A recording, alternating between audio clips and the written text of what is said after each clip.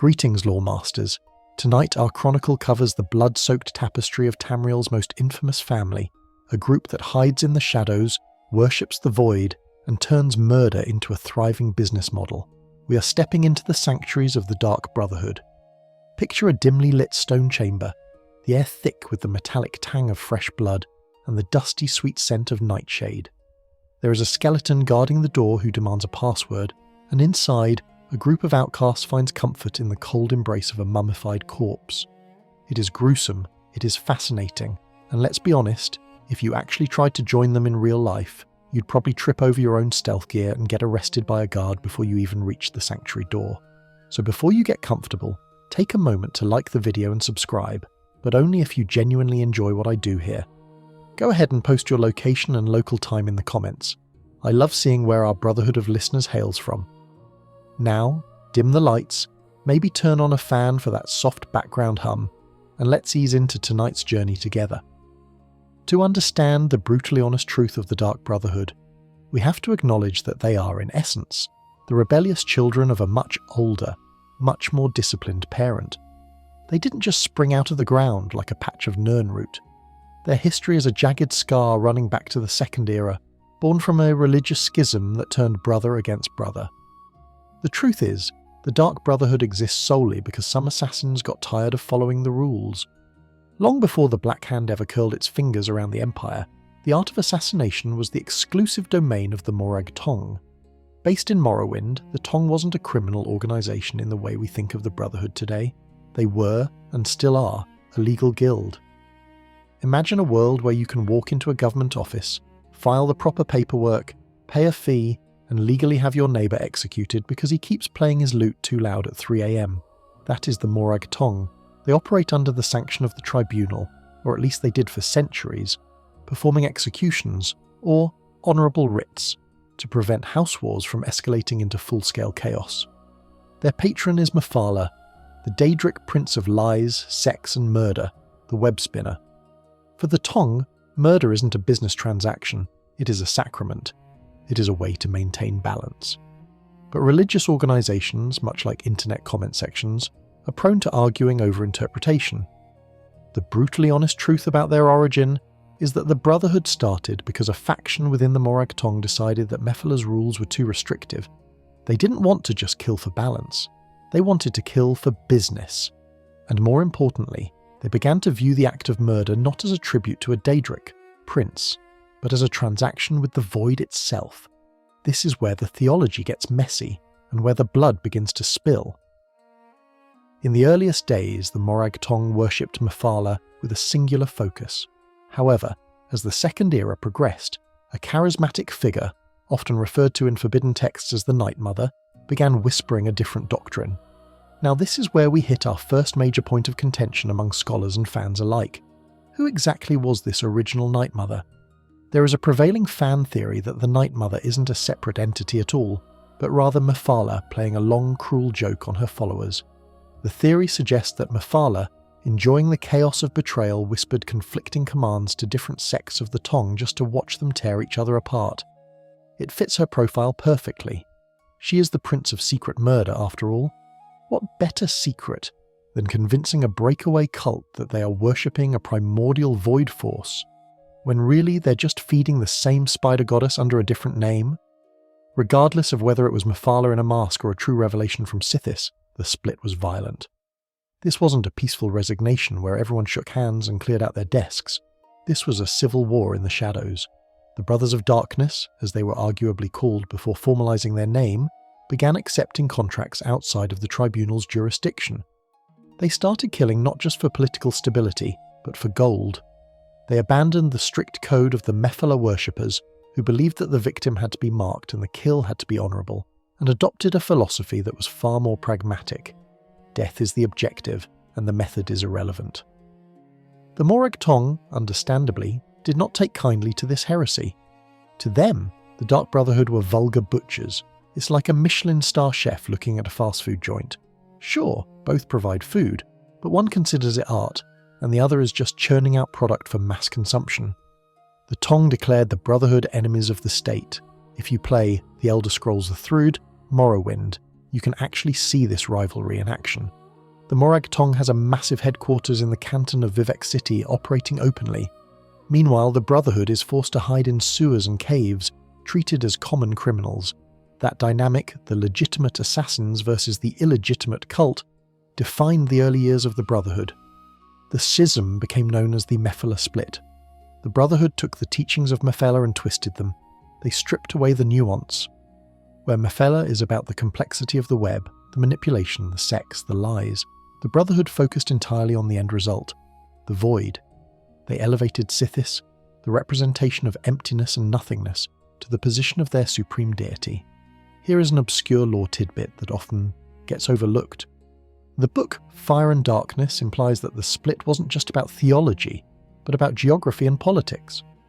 The Morag Tong was strictly bound to Morrowind and Dunmeri culture.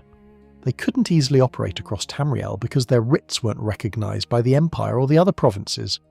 The early founders of the Brotherhood saw a market gap. They realised that if they shed the religious restrictions of the Tribunal and the geographical borders of Morrowind, they could franchise murder across the entire continent. It was, in a dark way, a brilliant corporate expansion strategy. They took a local monopoly and turned it into a global conglomerate of death.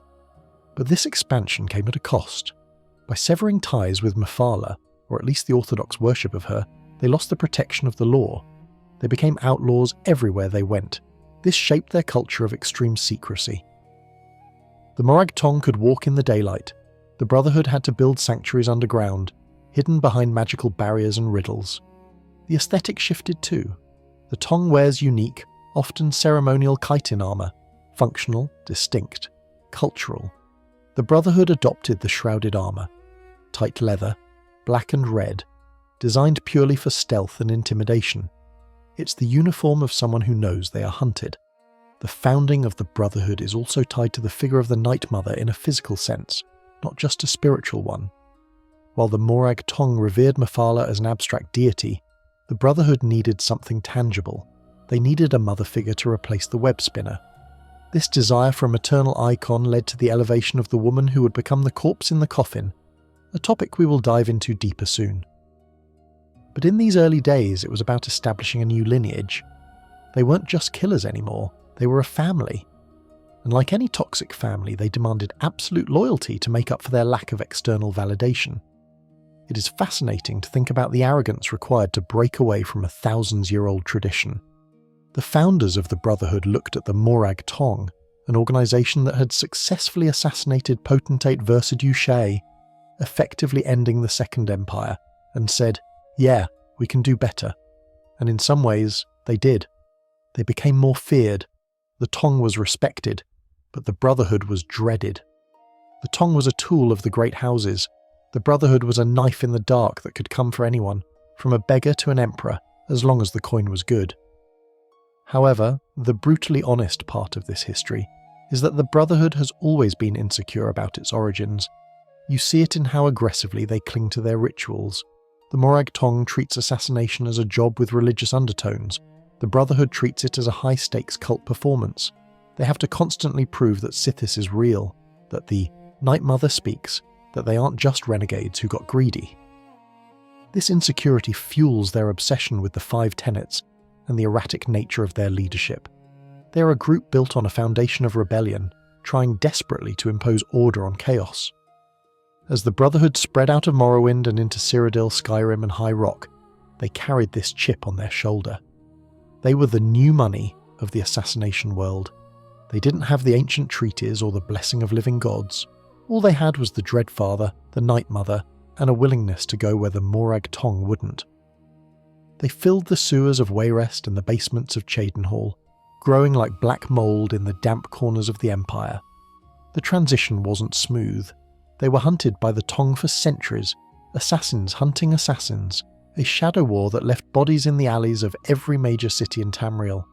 But the Brotherhood survived because they offered something the Tong didn't: accessibility. You didn't need to be a great house noble to hire them. You just needed the Black Sacrament. You needed hate, and you needed gold. They democratized murder, making it available to the jealous lover, the slighted merchant, and the ambitious heir. So, as we close the book on their origins, remember this: The Dark Brotherhood isn't an ancient primordial force that has existed since the dawn of time. It is a breakaway sect, a splinter group. They are the heretics of the assassination world, born from a disagreement over whether murder should be a holy balancing act or a cold, hard transaction with the void. They traded the safety of the web spinner for the cold embrace of nothingness, and in doing so they created a legacy that would stain the pages of history in red. Now that we have cleared up the messy family drama of the Brotherhood's inception, we need to talk about the entity at the centre of it all, the Dreadfather, the Void, Sithis. If you have spent any time in the fan forums or deep dived into the lore videos, you know that Elder Scrolls theology is about as straightforward as a bowl of spaghetti dropped on the floor. But Sithis is where things get particularly headache-inducing. The brutally honest truth is that the Dark Brotherhood, for all their terrifying reputation, might be worshipping something that doesn't even know they exist, or worse, isn't capable of knowing anything at all. Let's get the terminology straight, because this is the most common misconception among the uninitiated. Sithis is not a Daedra. He is not an Aedra. He isn't a god in the way you think of Akatosh, the dragon god of time, or Molag Bal, the prince of domination. Those beings have personalities, egos, and specific domains. They want things. Molag Bal wants to dominate. Akatosh wants order. Sheogorath wants cheese and chaos. They are distinct entities with agency. Sithis is different. Sithis is the is-not. To understand Sithis, you have to go back to the very beginning of the cosmos, before Mundus, before the planets, before the concept of Tuesday even existed. In the beginning, there were two primal forces, Anu, which is everything, stasis and light, and Padme, which is nothing, chaos and darkness. Sithis is the soul of Padme. He is the embodiment of the void. He is the empty space between the stars. He is the silence after the music stops. If Anu is a blank canvas, Sithis is the act of ripping that canvas in half. This makes the Dark Brotherhood's relationship with him fascinatingly bizarre. They personify him. They call him father. They build statues of him, usually depicting a skeletal figure in a robe, and they offer him gold and souls as if he were a merchant or a hungry king. They treat a cosmic force of entropy like a disappointed dad who needs to be appeased with a report card full of murders. There is something almost tragically funny about it. Imagine standing on the edge of a black hole, throwing coins into it, and hoping the black hole likes you. That is essentially the daily routine of a Dark Brotherhood assassin. The Brotherhood believes that when they kill, they are sending souls to Sithis. They view life as a temporary chaotic mistake, a glitch in the perfection of the void, and by killing, they are fixing the error. They are returning stolen property to its rightful owner. This is the core of their grim comfort. They aren't just murderers in their own eyes, they are cosmic janitors, cleaning up the mess of existence one throat slit at a time. Here is where we hit a core in-game fact that players encounter, specifically in the Elder Scrolls D, Oblivion. If you violate the tenets of the Brotherhood, you invoke the wrath of Sithis. This is a spectral assassin, a ghost, that comes to kill you for your treachery. The existence of this wraith is often used by Brotherhood members as proof that Sithis is watching, that he cares about the rules, and that he is an active participant in their guild. But is he? Or is the wrath of Sithis just a powerful spirit bound to the Sanctuary's magic, a security system set up by the Night Mother to keep the unruly children in line? This leads us to a massive point of contention within the community. Fans still debate whether the Brotherhood's version of Sithis is completely delusional. There is a strong argument that Sithis, being the embodiment of nothing, cannot have a consciousness. You cannot have a conversation with gravity. You cannot negotiate with a vacuum. If Sithis is truly the void, then he doesn't care about the Five Tenets. He doesn't care if you steal from a brother or kill a target in the wrong way. He is simply the end state of all things. This theory suggests that the Sithis the Brotherhood interacts with is actually a construct, a projection of their own collective belief. Or perhaps Mephala, there she is again, wearing a void mask, laughing as she collects their souls. However, there is evidence to the contrary. We have to look at the Argonians. In Black Marsh, Sithis is worshipped not as a spooky skeleton in a basement, but as the agent of change. To the Argonians, Sithis is the force that knocks down the old tree so the new saplings can grow. It is a necessary part of the cycle. They don't view him with the same melodramatic dread as the Imperial or Nord assassins. They view him with reverence. This cultural disconnect highlights just how strange the Brotherhood's specific brand of worship is. They have taken a universal cosmic constant and turned it into a gothic fan fiction. Let's dig into an obscure lore tidbit that usually hides in the in-game libraries. There is a book titled simply Sithis. It is a disturbing read, purportedly written by Sithis himself, though that is likely a metaphor for a high-ranking priest channeling the void. In the text, Sithis mocks the Aedra, the creators of the world, for creating a fleeting illusion of life. He describes the creation of the world as a trap, a flaw. The text claims that Sithis sundered the nothingness to create possibilities, and ultimately begat Lorcan, the deity who tricked the other gods into creating the world. This frames Sithis not just as a destroyer, but as the catalyst for everything. Without the void, there is no room for creation. Without the silence, there is no music. The Brotherhood focuses entirely on the silence part. Remember the password to the sanctuary in Cheydinhal? The door asks, "What is the colour of night?" And the answer is, "Sanguine, my brother." Sanguine meaning bloody. But the more telling riddle is found in Skyrim. What is the music of life? The answer, silence, my brother. That is the ultimate goal. To turn the noise of the living world off. But let's be real for a second. If you are an assassin crouching in the rafters, waiting for a noble to blow out his candle so you can drop down and introduce him to the afterlife, are you really thinking about cosmic entropy and the sundering of the primal forces? Probably not. You're thinking about the pay, the thrill, and maybe how uncomfortable your leather armour is chafing in the humidity. The theology of Sithis is the wrapper they put around the murder to make it palatable. It elevates a psychopath to a priest. It tells the killer, you aren't a monster, you are a servant of the highest order. This justification is dangerous. It allows the Brotherhood to commit atrocities that make the bandits of Skyrim look like choir boys. When a bandit kills you, it's because he wants your boots. When a Brotherhood assassin kills you, it's because your death is a spiritual necessity. That conviction makes them infinitely more terrifying. You can bargain with a bandit. You cannot bargain with someone who believes your death is a gift to their father. There is a chilling aspect to this worship that we rarely stop to consider. The coldness of it. Most religions in Tamriel offer some form of warmth or community. Mara offers love, Stendarr offers mercy, even Malakath offers protection to the spurned. Sithis offers nothing, literally. The promise of the Dark Brotherhood is that when you die, you don't go to the lush hunting grounds of Heresy or the brave halls of Sovngarde. You go to the void. You cease to be. You float in an endless, sensory-deprived darkness forever. And somehow, the Brotherhood recruitment brochure spins this as a good thing. They sell Oblivion as paradise. It takes a special kind of broken mind to find comfort in that. The sanctuaries are filled with people who have been chewed up and spit out by the world. Orphans, outcasts, vampires, maniacs. They have been rejected by the Society of Light, Anu, so they run into the arms of the Dark, Padme. They love Sithis because he is the only thing that doesn't judge them, mostly because he doesn't do anything. He is the ultimate listener because he never interrupts. In the end, the brutally honest truth about Sithis is that he is the ultimate Rorschach test. The Brotherhood looks into the darkness and sees a father figure who validates their bloodlust. The Argonians look and see the cycle of nature. The mages look and see a terrifying absence of magicka. But for the assassin lying in their bedroll in the sanctuary, listening to the drip, drip, drip of water in the damp stone, Sithis is just the cold reassurance that nothing matters. And if nothing matters, then everything is permitted.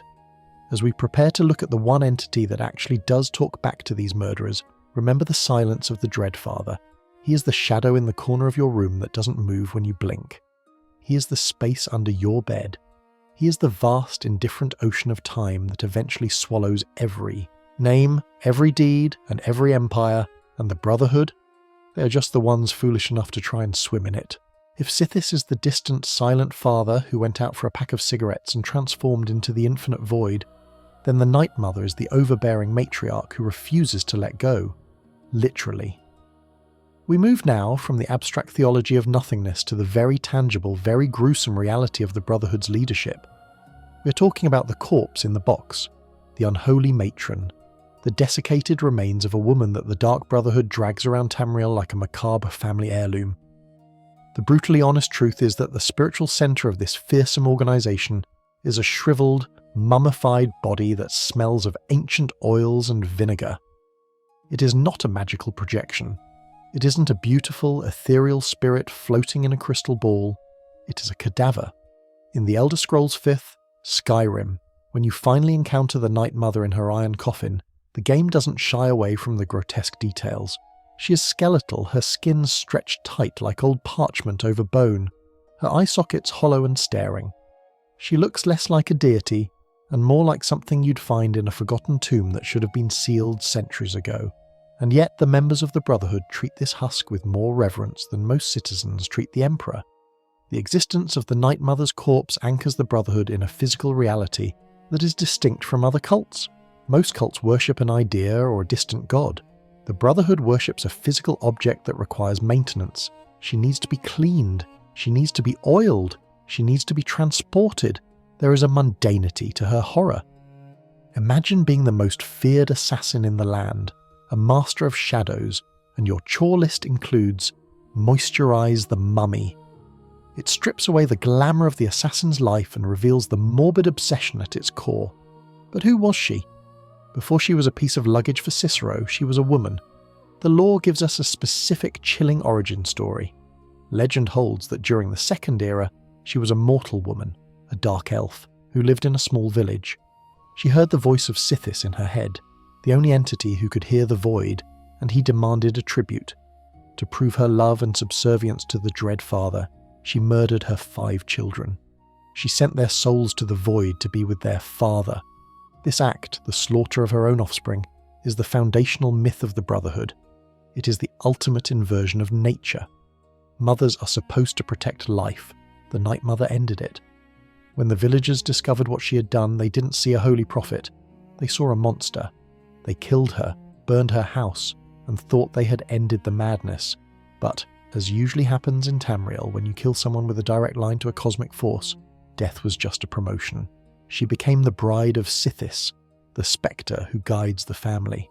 There is a core in-game fact that players of the Elder Scrolls, Oblivion will remember vividly.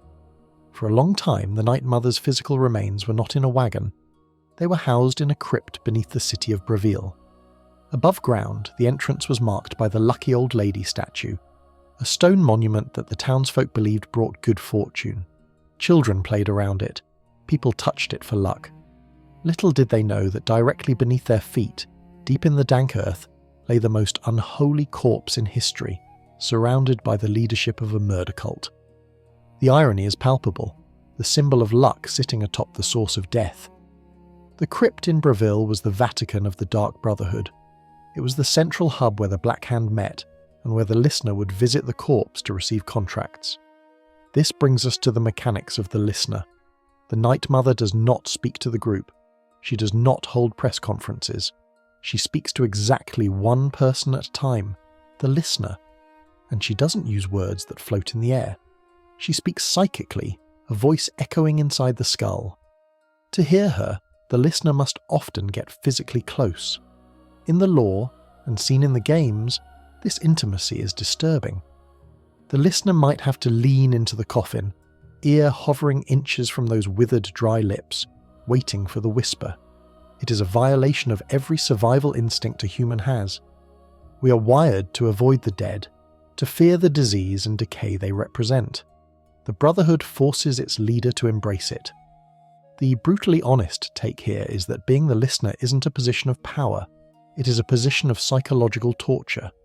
You are the conduit for a dead woman who constantly demands blood. You're never alone in your own head. However, the Night Mother's history is not without its debates. There is a significant fan theory and scholarly dispute within the lore community about whether the woman in the coffin is actually the original Night Mother. Some texts suggest the title Night Mother is just that, a title passed down or attributed to different women throughout history. The Morag Tong claims the Night Mother is just a lie told by Mephala, but the Brotherhood insists she is a singular entity. Then there is the theory of the Thieves' Guild connection. In the book Sacred Witness, there is a mention of a Night Mother who was a leader of the Thieves' Guild, implying the title might have been co-opted or confused over the eras, but the corpse is undeniable. Whether she was Severa Magia or another unfortunate soul, that body in the box is real and it holds power. The preservation of the corpse is an obscure lore tidbit that adds to the creep factor. The body hasn't rotted away to dust despite being hundreds of years old. This suggests powerful preservation magic or alchemy. In Skyrim, we see Cicero meticulously caring for her with oils and wrappings. This implies that without this care she would rot. The unholy matron is not immune to the ravages of time. She is just being artificially sustained by the devotion of her followers. If the Brotherhood ever truly died out, the Night Mother would eventually just become dust. She is dependent on her children just as much as they are dependent on her. The tragedy of the Night Mother's corpse hit its peak in the Fourth Era. We mentioned Bravil earlier. We need to talk about what happened there. In the chaos following the Oblivion crisis and leading up to the Great War, Bravil erupted into violence. Drug wars involving skooma traffickers and political instability. During these riots, the crypt of the Night Mother was compromised. The Brotherhood had to flee. They had to dig up their spiritual leader, shove her into a crate and run. Think about the indignity of that. This entity, who commands the death of emperors, was smuggled out of a burning city like contraband. She spent years being carted across Tamriel, bumped over cobblestones and dirt roads, hidden in the back of wagons, shielded from the sun. By the time she arrives in Skyrim, she's a refugee. The coffin is battered. The sanctity of the crypt is gone. She's just cargo. This physical vulnerability of the Night Mother exposes the fragility of the Brotherhood itself. If you burn the corpse, does the voice stop? If you shatter the bones, does the link to Sithis break? In Skyrim, during the Death Incarnate quest, the sanctuary is burning and the Night Mother's coffin is surrounded by flames. The only reason you, the player, survive is because you climb inside the coffin with the corpse. You are literally embraced by death to survive the fire. It is the ultimate metaphor for the Brotherhood. The only safety is in the arms of the dead. But let's look at the experience of that embrace. The interior of the iron coffin. It is cramped, it is dark, and it is occupied. When the Dragonborn is shut inside, the screen goes black, and you hear the ancient rasping voice of the mother. "Sleep," she whispers. It is terrifyingly seductive. It is a womb of iron and death. For a brief moment you understand why the assassins are so loyal. In a world of dragons, civil wars and Daedric invasions, the Night Mother offers a dark, quiet certainty. She tells you exactly what to do. She takes away the burden of choice, yet we cannot ignore the sheer gross-out factor. The Night Mother is a desecration. In any other context, a group of people worshipping a mummy and killing people based on the voices in their head would be locked up in an asylum or purged by the vigilance of Stendarr. The Brotherhood dresses it up in robes and rituals, but at the end of the day, they are a death cult focused on a rotting carcass. Even her communication style is brutally efficient. She doesn't give speeches on philosophy, she gives names and locations. Poor old Francois Motier. She is a dispatch radio, she is a spectral list maker. This lack of personality makes her even more frightening. If she had a personality, you could maybe reason with her, but she's just a conduit for the Void's hunger. She's the open mouth of Sithis, and she is always hungry. So, as we leave the damp, oil-slicked presence of the matron, we have to ask ourselves, why do they follow her? Why do they adhere to laws written by a corpse? The answer lies in the structure she provides. Without the Night Mother, the Brotherhood is just a gang of killers. With her, they are a religion. She legitimizes their sadism. She turns a stabbing into a sacrament, and to keep that illusion alive, they will carry her rotting bones to the ends of the earth, polishing the iron of her coffin until their own fingers bleed. They follow the corpse because the corpse gives them a code, a set of rules. And those rules, as we are about to see, are far more dangerous than the mummy herself. They are the iron bars that keep the animals in the cage, and the penalties for breaking them are worse than death. If the Night Mother is the heart of the Dark Brotherhood, keeping the blood pumping with her contracts, then the Five Tenets are the ribcage. Hard, unyielding bones designed to protect the vital organs from outside trauma, but mostly to keep the internal pressure from exploding. You have to remember, we're talking about a guild composed entirely of murderers, thieves, necromancers, and vampires. These are people who solve problems with daggers and poisons. If you put 20 psychopaths in a basement without strict rules, you don't get a guild, you get a battle royale that ends in 5 minutes. The brutally honest truth is that the 5 Tenets are the only thing separating the Dark Brotherhood from a common bandit gang. They aren't just guidelines or best practices for the workplace. They are absolute laws written in blood, and the HR department that enforces them is a spectral entity that will eat your soul. Let's walk through these laws because they tell us exactly what the Brotherhood is afraid of. They aren't afraid of the guards, they're afraid of themselves. Tenet 1.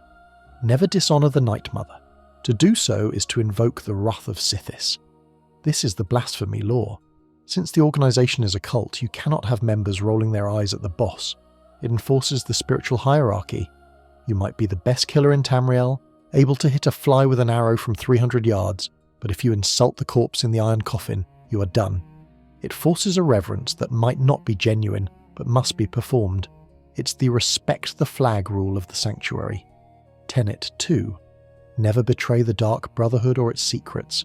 To do so is to invoke the wrath of Sithis. This is the non-disclosure agreement from hell. Secrecy is their armour. In the Elder Scrolls War, Oblivion, the loading screens constantly remind you that the Brotherhood knows everything. But the reality is, they are terrified of a leak.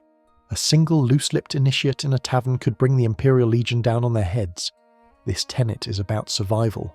It's why you don't see retired assassins writing tell-all books.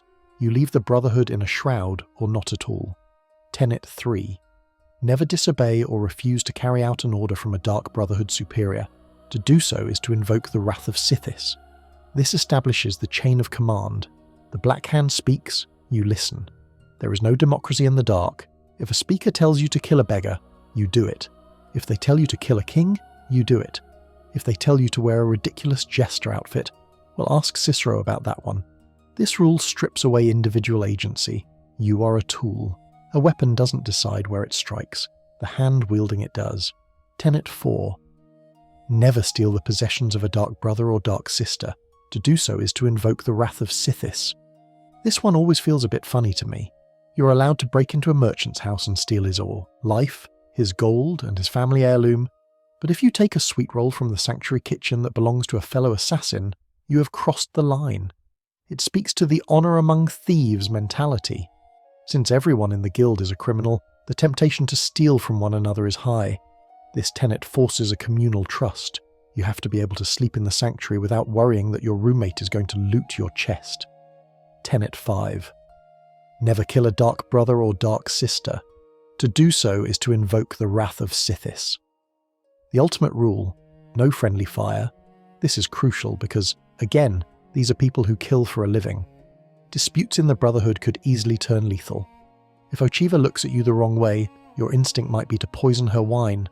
This tenet demands that you suppress that instinct. It creates the family dynamic. You can hate your brother, but you cannot kill him. Now here is the kicker. In most organizations, if you break the rules, you get fired. Maybe you get fined. In the Dark Brotherhood, you get the wrath of Sithis. This is not a metaphor. It is a literal ghost. In Oblivion, if you break a tenet, you're visited by a spectral assassin, the wrath of Sithis. It attacks you on sight. You have to defeat it to serve your sentence. If you survive, you are welcome back, but you are on thin ice. If you fail, you are dead. This leads to a fascinating core in-game fact that really highlights the decline of the Brotherhood in the Fourth Era. In Skyrim, the 5 Tenets are famously absent. When you enter the Falkreath Sanctuary, ask yourself, where are the rules? Astrid, the leader, has effectively abolished them. She tells the Dragonborn, we have no laws, we are a family. She replaced the strict religious dogma with a mafia-style loyalty code. And what happens? The sanctuary is a mess. Members are undisciplined. There is no fear of the wrath of Sithis because Astrid has convinced them it's just old superstition. This abandonment of the tenets is exactly why the Falkreath Sanctuary falls apart. They stopped being a cult and started being a club, and clubs are easy to destroy. But let's get obscure for a moment. There is a tidbit of lore regarding the purification. While the wrath of Sithis targets individuals, the purification is the nuclear option for the tenets. If a sanctuary becomes too corrupted, too full of traitors, or if the tenets are being broken en masse, the Black Hand can order a purification. This is a ritual where a silencer, a high-ranking assassin, is sent to kill everyone in the sanctuary.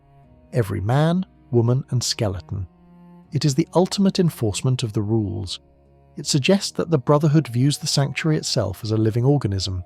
If the organism gets cancer, you don't treat it, you cut it out. The tenets are the immune system, and purification is the amputation. There is a fan theory that circles the forums regarding the Wrath of Sithis that is worth chewing on. The theory posits that the Wrath of Sithis isn't actually sent by Sithis at all. Remember our discussion about Sithis being a void of nothingness? Why would nothing care if you stole a dagger from a friend? The theory suggests that the Wrath of Sithis is actually a manifestation of the Night Mother's will, or perhaps a bound spirit enslaved by the Black Hand to act as an enforcer. It's a magical construct, a security system. This aligns with the idea that the Brotherhood uses fear and theatricality to control its members. If you think a god is going to punish you, you behave. If you think it's just a ghost the boss summoned, you might take your chances. The existence of the tenets also creates a bizarre psychological state for the assassins. They live in a world of extreme moral relativism, murdering an innocent woman in her sleep, totally fine, praised even. Stealing 5 gold coins from the orc in the next bunk, mortal sin. It compartmentalizes their morality. It allows them to be monsters to the outside world while being honourable citizens within their underground bunker. It is this dichotomy that makes them so compelling as characters. They aren't chaotic evil, they are lawful evil. They love the law as long as the law allows them to kill. In the game, The Elder Scrolls Online, set in the Second Era, we see the tenets in their prime. The Brotherhood is at the height of its power, and the adherence to these rules is fanatical. You see members executed for minor infractions. It paints a picture of a totalitarian regime living in the shadows. This contrasts sharply with the relaxed, almost casual vibe of the Skyrim Brotherhood. The degradation of the tenets mirrors the degradation of the guild itself. When the laws go, the power goes. But let's be brutally honest about the enforcement. The tenets are also a tool for political purging. If a speaker wants to get rid of a rival, all they have to do is frame them for breaking a tenet. Oh look, I found stolen goods in his chest. Boom! Wrath of Sithis invoked. Just like real-world laws, the tenets are often weaponized by those in power to maintain their position. The justice of the Dark Brotherhood is as corruptible as the empire they despise. The terror of the tenets is best summarized by the writings of Lucien Lachance. In his journals, he speaks of the Brotherhood with a mix of love and fear. He loves the family, but he fears the rules. He knows that the line between being a brother and being a target is razor thin. One mistake, one moment of greed, one slip of the tongue, and the family turns on you. So the tenets are not there to make the assassins good people. They are there to make them efficient tools. They suppress the ego. They suppress the chaotic impulses of the murderer and channel them into a focused laser of death. They turn a psychopath into a professional. And that is why the Brotherhood is so dangerous. A madman with a knife is scary. Madman with a knife and a code of conduct is an assassin. As we wrap up our look at the laws, we have to wonder, what happens when someone follows the rules too well? What happens when the ritual becomes more important than the reality? We're about to find out, because the way a client hires the Brotherhood is perhaps the most grotesque ritual of all. It involves a skeleton, a heart, and a whole lot of whispering in the dark. So, you have a problem. Maybe it's a rival merchant who keeps undercutting your prices on salted cod. Maybe it's a cruel orphanage headmistress who forbids sleep. Maybe it's an ex-lover who ran off with your favourite loot and your dignity. In a civilized society, you might call the guards, file a lawsuit, or perhaps just write a passive-aggressive note. But this is Tamriel, and in Tamriel, when you're pushed past the breaking point, you don't call a lawyer. You perform the Black Sacrament. We have talked about the assassins, the gods, and the laws. Now let's talk about the customers, because the brutally honest truth is that the Dark Brotherhood is a service industry, and the Black Sacrament is the most gruesome order form in existence. It is a ritual of pure desperation. You don't perform this because you are slightly annoyed. You perform this because you have abandoned all hope in the legal system, all fear of the gods, and frankly, all standards of hygiene. To understand the sacrament, you have to look at the shopping list. It's not exactly something you can pick up at the Belethor's General Goods. To perform the ritual correctly, according to the forbidden book A Kiss, Sweet Mother, you need an effigy, and not just a doll made of straw. The text specifies that the effigy must be constructed of actual body parts. This is the first barrier to entry. If you want to hire the Brotherhood, you first have to become a grave robber. You need a skull, you need bones, and most critically, you need a human heart. Think about the logistics of that for a moment. The average citizen of the Empire, a baker, a farmer, a maid, has to go out in the dead of night, dig up a fresh grave, or kill a vagrant, let's be real, harvest a heart, and bring it back to their home. Then, they have to arrange these grisly trophies in a circle of candles, usually surrounded by nightshade petals. The sensory reality of the Black Sacrament is disgusting. It smells like rot, burning tallow, and fear. It attracts flies. It stains the floorboards. It is a ritual that screams mental illness. And then there is the incantation. You've probably heard it, even if you just watched a trailer for Skyrim. You kneel before your homemade corpse doll, you take a dagger, preferably one rubbed with the petals of the nightshade plant, and you stab the heart repeatedly while whispering, sweet mother, send your child unto me, for the sins of the unworthy must be baptized in blood and fear." It is poetic in a goth teenager sort of way, but notice the wording, baptized in blood and fear. The client isn't just asking for a murder, they're asking for a religious cleansing. They want their victim to suffer. They want the death to mean something. This is why the Brotherhood is so effective. They don't just sell death, they sell validation. They tell the client your hate is holy, your desire for revenge is a sacrament. A core in-game fact that players encounter early in Skyrim is the Aventus Aretino quest. This is our primary window into the ritual. You walk into the Aretino residence in Windhelm and what do you find? A 10-year-old boy living alone in a house that has clearly not been cleaned in months, chanting over a skeleton and a pile of bloody meat. He has been doing this for days, maybe weeks. The sheer endurance required is terrifying. The sacrament isn't a one-and-done spell. You have to keep doing it. You have to keep stabbing the heart, keep chanting, keep praying until the Night Mother hears you. It is a test of resolve. If you give up after 2 days, you didn't really want that person dead, did you? But here is where we hit a major point of contention in the community, a debate that has raged since Oblivion. How does the sacrament actually work? The official line is that the Night Mother hears the prayer in her mind, tells the listener, and the listener dispatches a speaker to visit the client. It's a magical telephone line. But there is a cynical fan theory, supported by the state of the Brotherhood in Skyrim before the Dragonborn arrives, that the sacrament is actually a placebo. The theory suggests that the Brotherhood relies more on gossip than on ghosts. Think about it. If you're in a town and your neighbour starts digging up graves, hoarding nightshade, and chanting about Sweet Mother at 3 a.m, people are going to talk. The guards will talk. The innkeepers will talk. The theory posits that the Brotherhood has a network of spies and informants who listen for rumours of the sacrament being performed. When they hear about some crazy kid in Windhelm doing the ritual, they send a representative not because a mummy told them to, but because their spy network flagged a potential lead. This is supported by Astrid's dialogue. She admits that for years, without a listener, they have been operating based on rumours and wandering around looking for people who want people dead. So, does the ritual actually do anything magical? Or is it just a really loud, messy way of putting up a help wanted sign? The brutally honest truth is likely a mix of both. In the Brotherhood's prime, the magic works. In their decline, they are just ambulance chasers looking for desperate clients.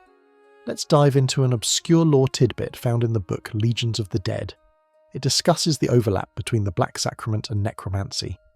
The use of a human heart and a skeleton is dangerously close to the rituals used by worm cultists to raise the dead.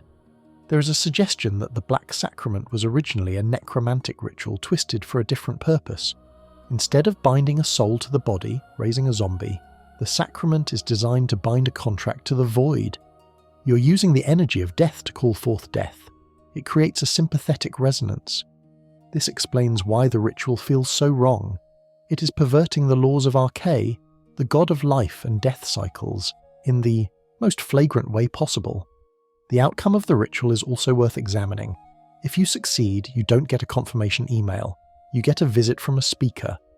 In Oblivion, this is usually Lucien Lachance. He appears from the shadows dressed in black robes, voiced like velvet. You prayed, and the Night Mother has heard. This moment is crucial. It is the moment the client realizes they have crossed a line they can never uncross. There is a psychological horror to this transaction. The speaker demands a payment in gold, sure, but they also demand the details. The client has to look this stranger in the eye and name the person they want dead. It forces the client to own their malice. You can't hide behind the anonymity of a prayer anymore. You have to say, I want Nafi the beggar dead, and you have to pay for it. But what happens when the sacrament fails? What if you chant for weeks, the heart rots away, the candles burn down and no one comes? This is the reality for many in Tamriel during the Brotherhood's decline. There are likely hundreds of desperate souls across the continent sitting in dark rooms, stabbing dried up meat, waiting for a saviour who is never coming.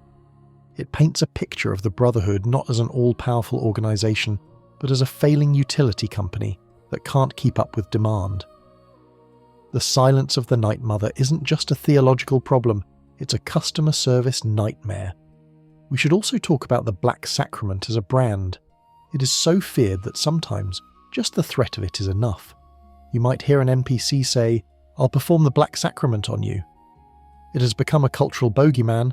Parents probably tell their children, behave, or I'll call the Brotherhood. But the reality of performing it is so grotesque that only the truly broken go through with it. It acts as a filter. The Brotherhood doesn't want casual clients.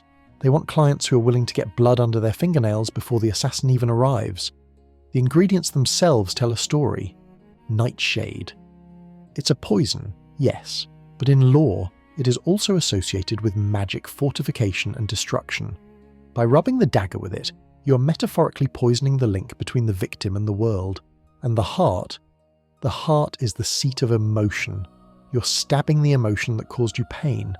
If a lover betrayed you, you stab the heart to kill the love. If a boss fired you, you stab the heart to kill the shame. The ritual is therapy for psychopaths. In the Elder Scrolls Online, we see the Black Sacrament as a repeatable quest type, and it emphasises the transactional nature. You're given a target, often with bonus objectives: kill with poison, avoid detection. It gamifies the prayer. But from the perspective of the lore, every single one of those quests represents a person who hit rock bottom. A person who sat in the dark and decided that murder was the only option left. And let's be honest, about the cost, it's not cheap. The Brotherhood doesn't do pro bono work, usually. The payment is often described as gold, but lore hints that sometimes the payment is more esoteric. In some tales, the Brotherhood demands items of sentimental value or future favours. The ritual binds the client to the Brotherhood forever. You're now an accessory to murder. You're part of the family's extended network. You can never turn them in because you're just as guilty as they are. The Black Sacrament is the ultimate expression of the Brotherhood's philosophy. Death is a commodity, and suffering is the currency. It takes the most private, painful emotions of a human being, jealousy, rage, grief, and turns them into a business transaction. It strips away the humanity of the victim and reduces them to a name on a list. So the next time you see a skeleton in a dungeon or a pile of bones in a necromancer's lair, take a closer look. It might not be a dark experiment. It might just be the remnants of a disgruntled employee who really hated his boss. The sacrament is everywhere, hidden in the basements and attics of Tamriel, a silent testament to the fact that everyone has a breaking point, and the Dark Brotherhood is always waiting to catch them when they fall. If the Black Sacrament is the Brotherhood's retail division, messy, emotional, and driven by individual consumer demand, then the Shadowscales are their military-industrial complex. We are leaving the candlelit basements of desperate clients and wading knee-deep into the toxic swamps of Black Marsh, where assassination isn't a crime or a dark secret, it is a government program. The brutally honest truth about the Shadowscales is that they are the result of the most ruthless recruitment policy in the history of Tamriel. Imagine a society where your career path is decided the second you are born, based entirely on looking at the stars and saying, "Congratulations, it's a murderer." In the culture of the Argonians, those born under the sign of the Shadow are not raised by their parents. They are immediately taken by the Dark Brotherhood. They are dubbed Shadowscales. This isn't a choice. There is no opt-out clause. If you hatch when the shadow sign is in the sky, you belong to Sithis, your state property. This practice transforms the Dark Brotherhood from a cult into a demographic inevitability. In other provinces, the Brotherhood has to recruit damaged people, the outcasts we talked about earlier. In Black Marsh, they get a steady supply of fresh, uncorrupted infants delivered to their doorstep every year. It creates a distinct class of assassin, A Shadowscale isn't a sadist who likes hurting people. A Shadowscale is a professional soldier who views killing as their biological function. They are the sharks of the Brotherhood's aquarium, born swimming, born hunting. Let's look at the core in-game fact that brings this home for most players: Visara in the Elder Scrolls V, Skyrim. He is the last of his kind, or at least he claims to be. When you talk to him in the Falkreath Sanctuary, his demeanour is radically different from the others. Cicero is manic, Astrid is arrogant, Festus Crex is a grumpy old wizard, but Visara is chill. He describes his upbringing with a calm detachment that is frankly chilling. He tells you about being trained to kill from the moment he could hold a dagger. He mentions that he doesn't enjoy killing, nor does he dislike it. It is simply what he is. He is the ultimate expression of the Brotherhood's philosophy, stripped of the melodrama. He doesn't need the sweet mother chants to get in the mood, he just needs a target. However, the life of a Shadowscale is not just about being a mindless drone. The brutally honest truth is that their training makes the Spartans look like a daycare centre. They are taken to the city of Archon, the ancient capital of Black Marsh, where the Brotherhood operated a massive training facility. Here, hatchlings were taught stealth, alchemy, and blade work before they could even speak Cyrodiilic. They were pitted against the swamp itself, a land full of diseases, carnivorous plants, and monsters that would eat a bear for breakfast. If you survived the swamp, you graduated. If you didn't, well, you were just another offering to Sithis. There is an obscure lore tidbit that fundamentally changes how we view the Shadowscales' loyalty. While they are trained by the Dark Brotherhood, they are also servants of the King of Black Marsh. In the lore, specifically referenced in texts from the Elder Scrolls Online, Shadowscales often served as a secret police force or personal guard for the Argonian monarch. This created a fascinating dual loyalty. They were members of the family, yes, but they were also patriots. If the king ordered a hit, the Shadowscales carried it out, bypassing the usual Black Sacrament bureaucracy. This made them a terrifying political tool. Imagine if the Secret Service and the Mafia were the exact same people. That is the Shadowscale dynamic. This dual loyalty leads us to a significant community debate. Fans often argue about what caused the extinction of the Shadowscales by the Fourth Era. In Skyrim, Visara says the Order has fallen, and he is the last one. Why? The prevailing theory is that the Anzalil, the nationalist political party that took over Black Marsh after the Oblivion crisis, purged the Brotherhood connection. The Anzalil are xenophobic and fiercely independent. The theory suggests they viewed the Dark Brotherhood, an organisation with imperial and foreign roots, as a corrupting influence. They didn't want their best warriors serving a corpse in a box, they wanted them serving the histories. So, they likely shut down the training facility in Archon, and either killed the masters or kicked them out. It is a tragic irony. The Shadowscales were the most efficient killers the Brotherhood ever had, yet they were destroyed by the very nationalism they were bred to protect. But let's go deeper into the psychology of a Shadowscale. We have to acknowledge the absolute lack of childhood. A normal Brotherhood initiate joins because they have a dark past, a trauma that broke them. A Shadowscale has no past. They have no before. They never learned to play tag. They learned to slit throats. They never learned nursery rhymes. They learned the Five Tenets. This makes them socially stunted in a very specific way. They struggle to understand normal human or Argonian interactions. To a Shadowscale, intimacy is death. The only time they touch another person is to end them. This creates a profound loneliness. Visara in Skyrim is loyal to the Sanctuary because it is the only structure he understands, but even there, he is an outsider. The other members chose the life. Visara was conscripted. He is a child soldier who grew up, and now the war is over, and his unit is gone. There is also the biological advantage to consider. Argonians are naturally suited for the Brotherhood's work. They can breathe underwater, which is great for hiding in moats or escaping through sewers. They have a natural resistance to disease, helpful when you are crawling through filth, and poison, helpful when you are mixing arsenic. And let's not forget the Hiss skin ability to regenerate health. A Shadowscale is an all-terrain vehicle of murder. The Brotherhood knew exactly what they were doing when they struck this deal with the Black Marsh leadership. It was a genetic harvesting program. However, there is a dark flip side to this honour. What happens if a Shadowscale decides they don't want to kill? In the Elder Scrolls IV, Oblivion, we meet a renegade Shadowscale named Scartail. He fled Black Marsh because he refused to execute a contract. The penalty for a Shadowscale deserter is severe. The King of Black Marsh sends the royal assassins, other Shadowscales, to hunt them down. It is a snake-eat-snake world. You cannot retire. You're a Shadowscale until you die. The system is designed to be self-policing. It is the ultimate crab bucket. If one tries to crawl out, the others pull him back down and stab him. The existence of the Shadowscales also highlights the Brotherhood's hypocrisy regarding Sithis. The Brotherhood claims to serve the Void, yet they engage in politics. They made treaties with the kings of Black Marsh. They trained bodyguards for royalty. That doesn't sound like serving the chaos of the Void. That sounds like being a mercenary company with a gothic aesthetic. The Shadowscales are proof that the Brotherhood is willing to bend its own theology for power and resources. They traded the purity of their faith for a steady supply of lizard ninjas. Let's be brutally honest about the scale of this. For centuries, thousands of Argonian babies were funneled into this machine. Where are the bodies? The swamps of Black Marsh must be paved with the bones of trainees who didn't make the cut. It is a Spartan agoge on a massive scale, hidden behind the dense foliage of the hiss trees, and the rest of Tamriel just let it happen. The Empire never intervened. The other provinces just accepted that if you go to Black Marsh, the shadows have teeth.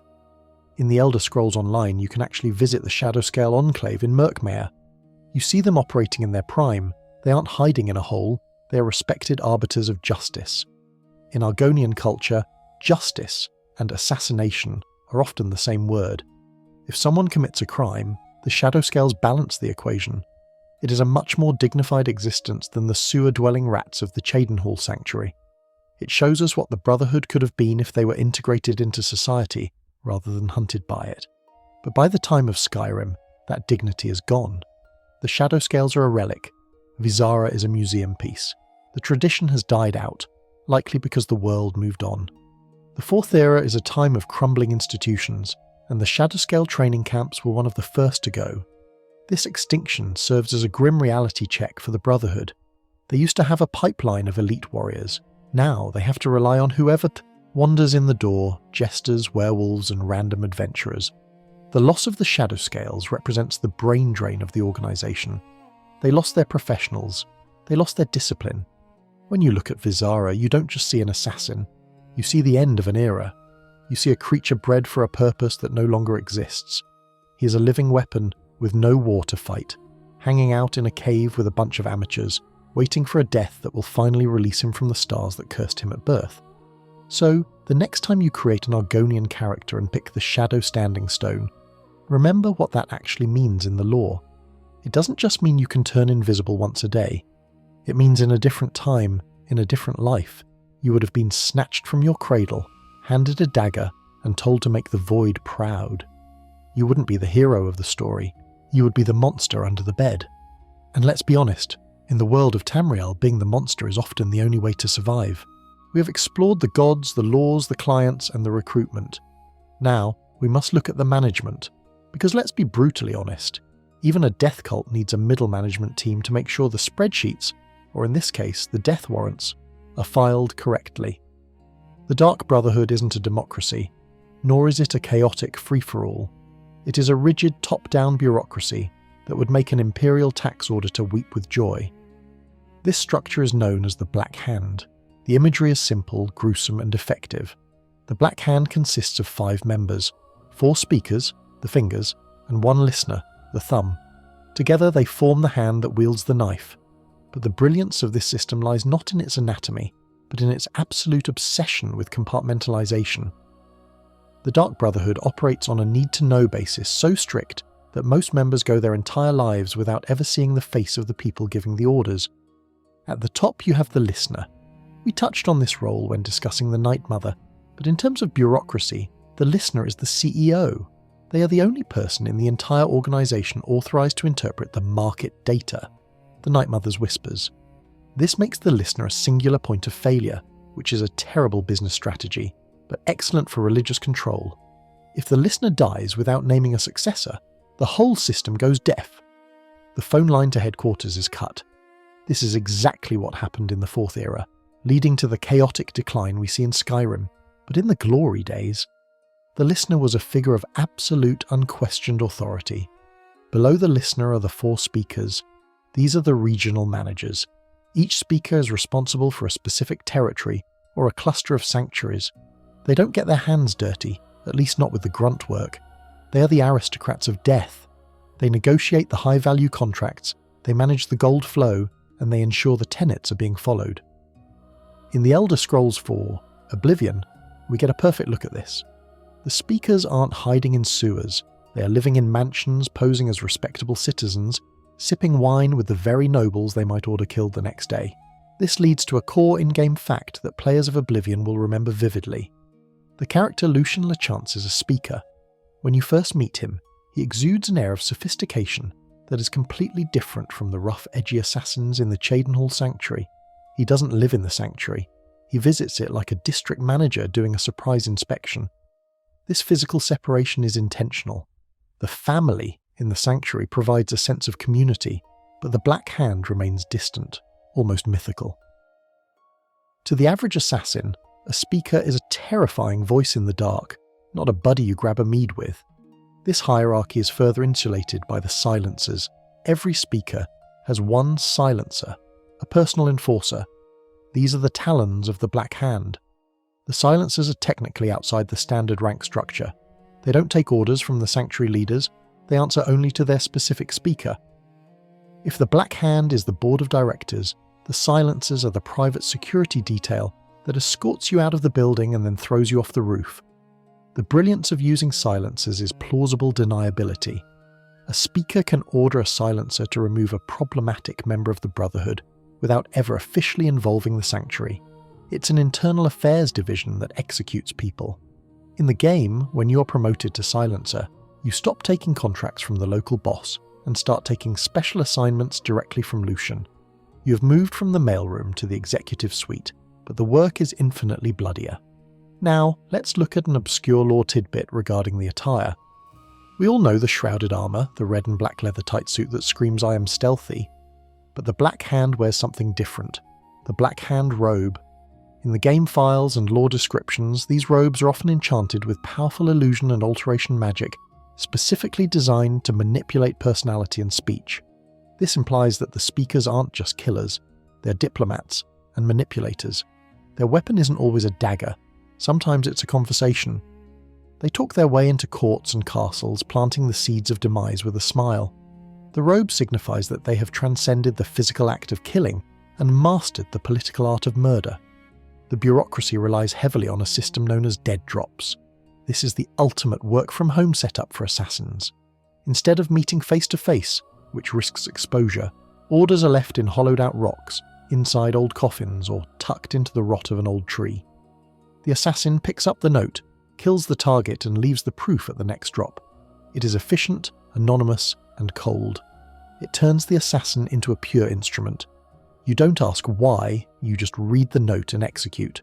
However, this system has a massive flaw, which brings us to a major point of contention and fan theory in the community: the cell structure theory. Fans debate whether the Black Hand's obsession with secrecy is actually what doomed them. By keeping the speakers and the listeners so isolated from the rank-and-file members, they created a disconnect that allowed rot to set in. The theory posits that if the Brotherhood had been more transparent, more like a guild and less like a cult, they would have noticed when things started going wrong. Specifically, the dead drop system is incredibly vulnerable to sabotage. If someone swaps the note, the assassin has no way of verifying the order. Because the culture forbids questioning a superior, remember Tenet 3, never disobey, an assassin will blindly kill the wrong person if the note tells them to. The bureaucracy created a machine that couldn't think for itself. It was designed to run on autopilot, which is great until someone hacks the navigation system. The brutally honest truth about the Black Hand is that it is an ego trip for the elite. The speakers view the lower-ranking members, the murderers, slayers, and eliminators, as expendable resources. There is a distinct class divide. The sanctuary members are the blue-collar workers, living in squalor, risking their lives and dealing with the trauma of the kill. The Black Hand members are the white-collar executives, enjoying the profits and the power without the daily grind. This class divide is evident in how they handle discipline. If a low-level member screws up, they get the wrath of Sithis. If a speaker screws up, well, usually the other speakers just conspire to kill them quietly. The rules are for the little people? The Black Hand operates in a realm of political intrigue that makes the Imperial Senate look like a kindergarten argument. Consider the council meetings. In Oblivion, we see the Black Hand meeting in the crypts under the Lucky Old Lady statue. These aren't strategic military briefings. They are petty squabbles. They argue about territory, about respect, about who is generating the most revenue. It strips away the mystical veneer and reveals that at the top, the Dark Brotherhood is just a crime syndicate run by 5 narcissists. But the structure served a purpose: survival. By splitting the organisation into independent sanctuaries, fingers, the destruction of one wouldn't kill the whole body. If the Cheydinhal Sanctuary falls, the Falkreath Sanctuary survives. It is a decentralised network commanded by a central brain. This resilience allowed them to survive for centuries while other guilds like the Mythic Dawn or the simplistic bandit clans were wiped out. The tragedy of the Black Hand is that they eventually ran out of fingers. By the time of Skyrim, the hand is gone. Astrid is a leader, but she isn't a speaker. She has no silencer. There is no listener, until the player arrives. The bureaucracy has collapsed, and what is left is a chaotic, anarchic mess. They are a headless chicken running around a burning barn. The loss of the Black Hand meant the loss of standards. The speakers were the ones who vetted clients, who ensured the payments were sufficient, and who maintained the brand of the Brotherhood. Without them, you get what we see in Skyrim: assassins killing for peanuts, taking contracts from rumours, and abandoning the tenets. The bureaucracy was soulless, yes, but it was the skeleton that held the meat together. Without the bones, the body is just a blob. Let's also consider the psychological toll of being a speaker. You know the truth. You know that the Night Mother is just a corpse, even if you believe the spirit is real. You know that half the mysticism is just theatre to keep the lower ranks in line. You are the wizard behind the curtain. You have to maintain the illusion 24/7. It requires a level of sociopathy that goes beyond just killing. You have to be a master liar. You have to lie to your family every single day, telling them that their sacrifice matters while you count the gold in your tower. And then there is the thumb, the listener. The relationship between the listener and the speakers is fraught with tension. The speakers hold the material power, but the listener holds the spiritual power. It is a constant power struggle. The speakers rely on the listener for contracts, but they also resent being beholden to one person's visions. It is a recipe for betrayal. And as history shows, when the fingers start trying to strangle the thumb, the whole hand becomes useless. The Black Hand represents the ultimate paradox of the Brotherhood. They are agents of chaos, Sithis, organised into the strictest order imaginable. They try to impose a corporate structure on the Void, and for a long time it worked. They turned murder into a franchise. They standardised the unstandardisable. But bureaucracies are slow, rigid, and prone to corruption from within. As we prepare to see just how spectacularly this bureaucracy can fail, remember the image of the Black Hand. It is not an open hand offering help. It is a closed fist, tight and suffocating. And sometimes when you squeeze too hard, you don't just crush your enemies, you crush yourself. The fingers are about to curl inward, and the result will be a tragedy of Shakespearean proportions. If the Black Hand was the brain of the operation, keeping the body moving with cold calculation, then the Cheydinhal Sanctuary was the heart.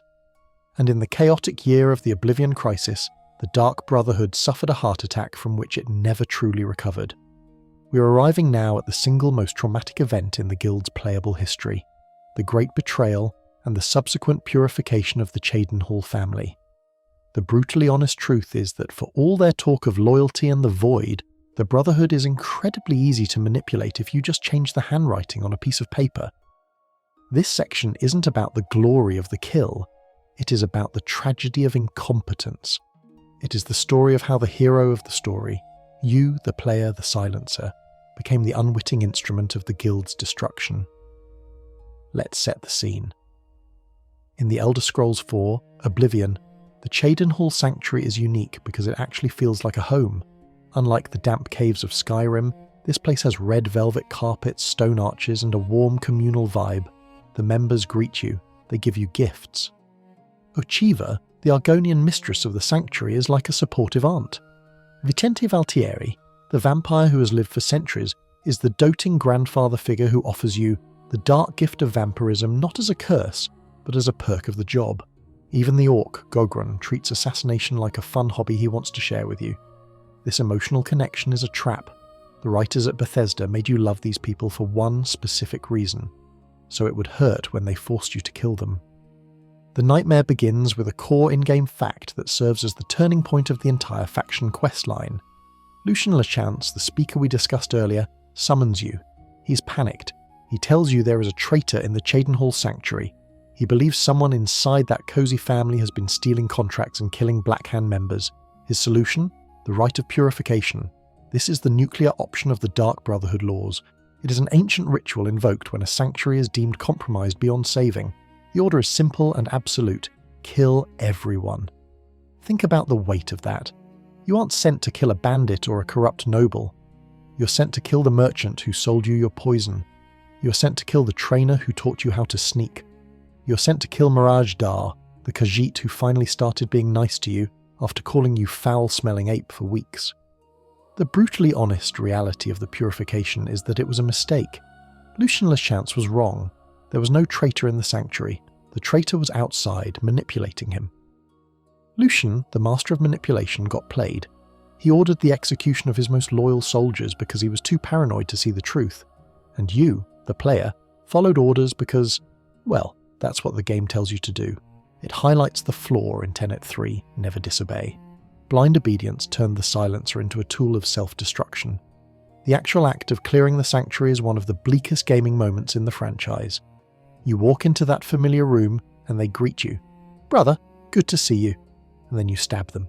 You move from room to room, extinguishing the lives of the only people in Cyrodiil who accepted you. You kill Achieva in her meditation spot. You kill Vicente in his coffin. It is a massacre of intimacy. The game forces you to look at the faces of your friends as the light leaves their eyes, all for a security measure that turns out to be completely bogus. But the betrayal didn't stop at the sanctuary doors. After the purification, Lucien believes the rot is excised. He promotes you to his personal silencer and starts giving you orders via dead drops. You go to a location, a hollow rock, a sack in a tree, pick up a scroll and go kill the target. This system, designed for secrecy, becomes the noose around the Brotherhood's neck. Here is where the great betrayal shifts from tragedy to farce. The traitor, whom we will discuss in detail in the next section, began intercepting these dead drops. He replaced Lucien's orders with his own. The new orders weren't for random targets, they were for other members of the Black Hand. The player, blindly following the text on the scroll, proceeds to systematically dismantle the Brotherhood's leadership. You kill the listener, you kill the speakers, you wipe out the entire upper management of the guild, thinking you are just doing your job. It is a comedy of errors written in blood. The brilliance of the betrayal is that the traitor didn't have to fight the Black Hand. He just had to point the silencer in the right direction and let the perfect weapon do the work. Let's look at an obscure lore tidbit that adds a layer of gruesome irony to this. When the remaining members of the Black Hand finally figure out what is happening, they don't realise the player is innocent. They assume Lucien Lachance is the traitor. They track him to Applewatch, a farmhouse near Bruma. When you arrive there to confront Lucien, you don't find a boss fight. You find a carcass. The remaining speakers, Ungolem, Arquin and Belisarius, have already gotten to him. The description of Lucien's body is visceral. He has been stripped naked, hung upside down, and flayed. The lore states that they feasted on his betrayal. This implies a ritualistic cannibalism or at least a symbolic consumption of the traitor. The man who gave you your first contract, the voice of the Brotherhood in Oblivion, is reduced to a slab of meat hanging from the rafters. It is a shocking, unceremonious end for one of the franchise's most iconic characters.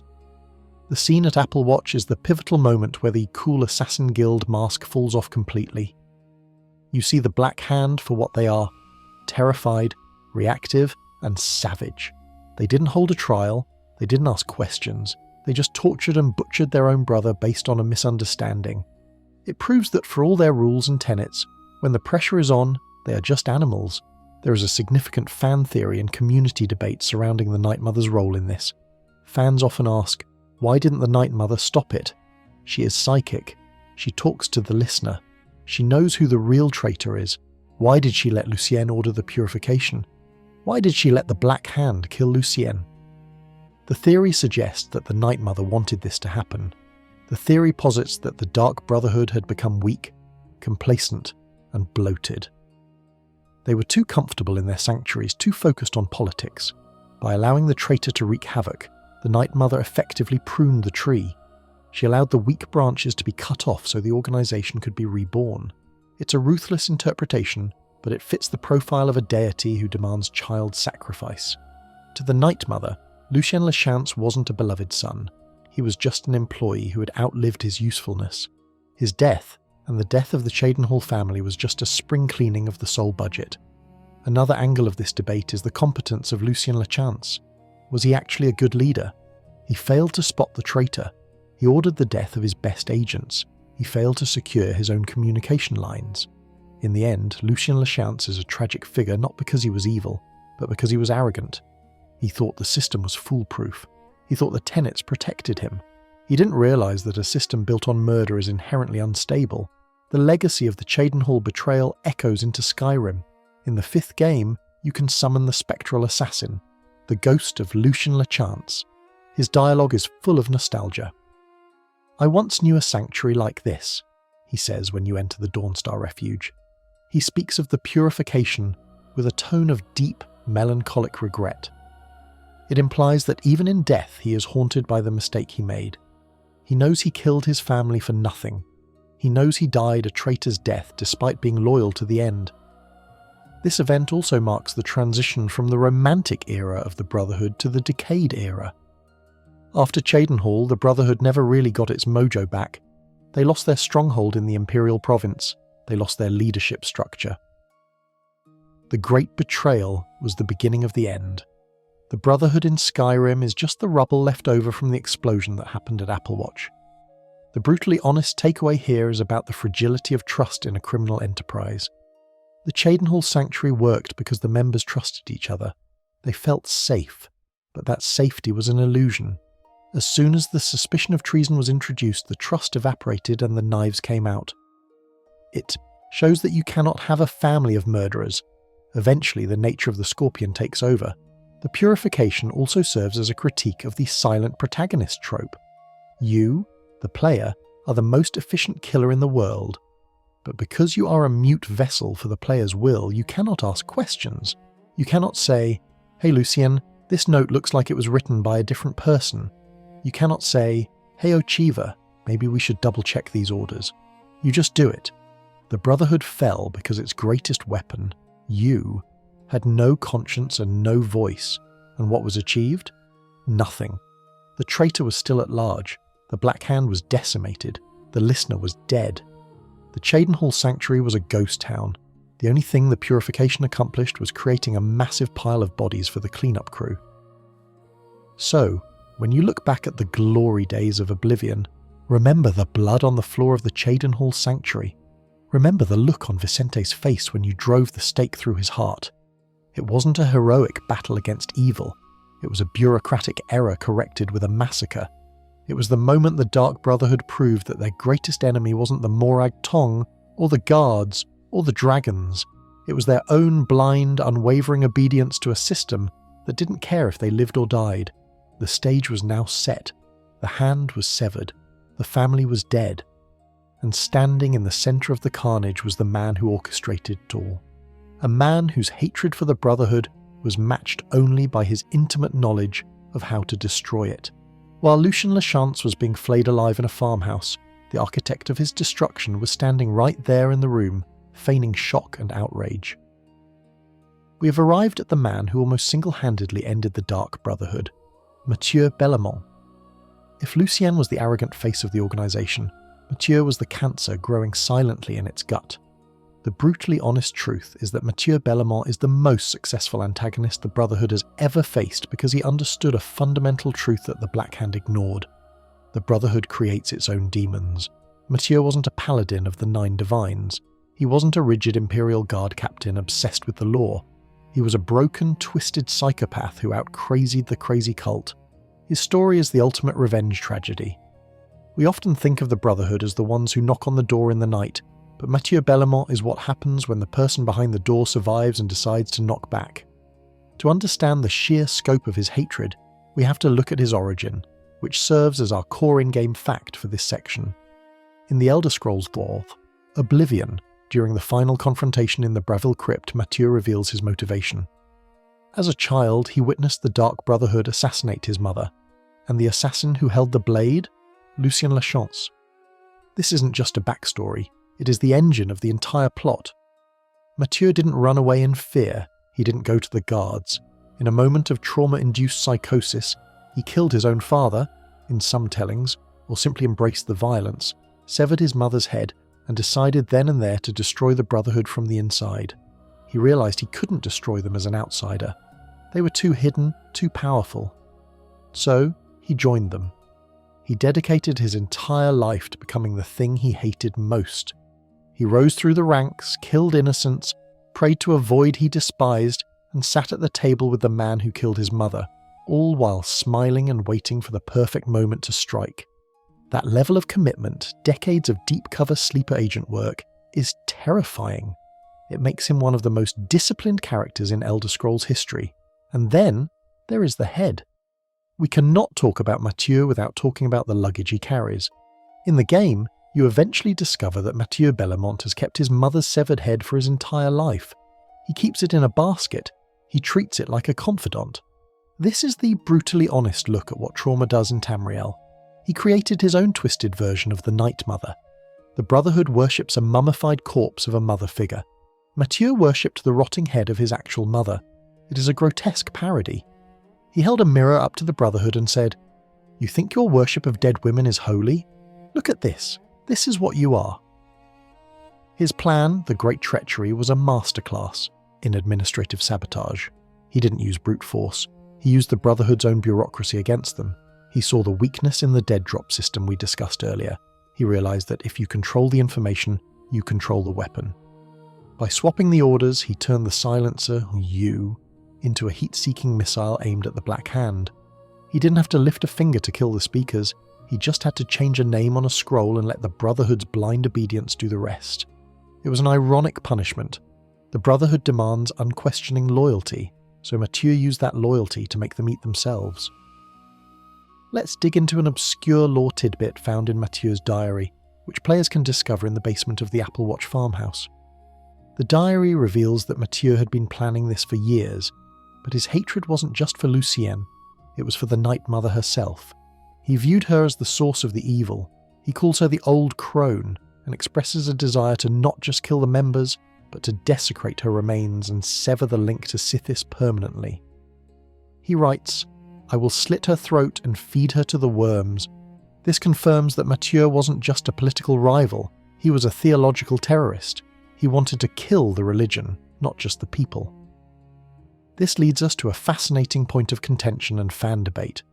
Was Mathieu Bellamont actually the hero of the story? If you strip away the gore and the mother's head, which granted is a lot to strip away, his goal was to wipe out a cult of murderers who terrorized the innocent. He killed the Black Hand. He nearly destroyed the Night Mother. From the perspective of the average citizen of Tamriel, Mathieu Bellamont did more to make the world safe than the Imperial Legion ever did. Fans often debate whether he is a fallen hero or just a different flavour of monster.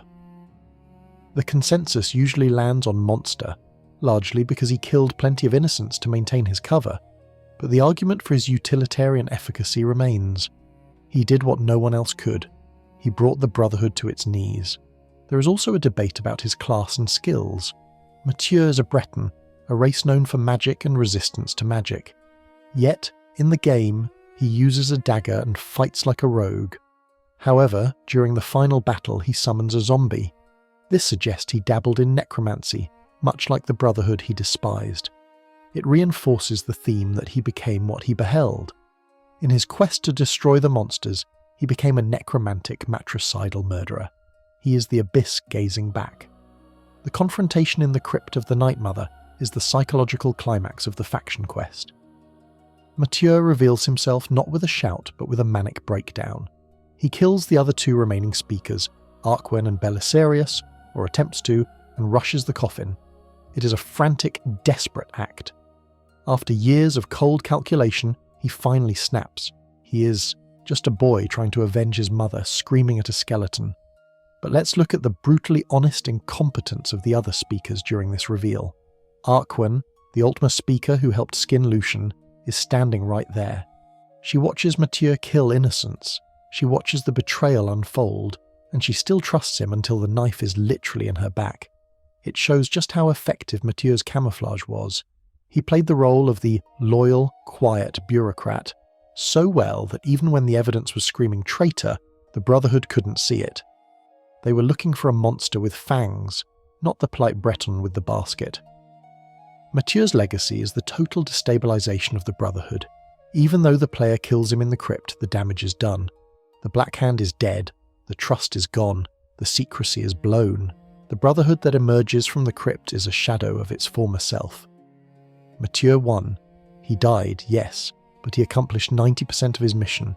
He proved that the Brotherhood was mortal. He proved that Sithis couldn't protect them from a man with a grudge and a quill.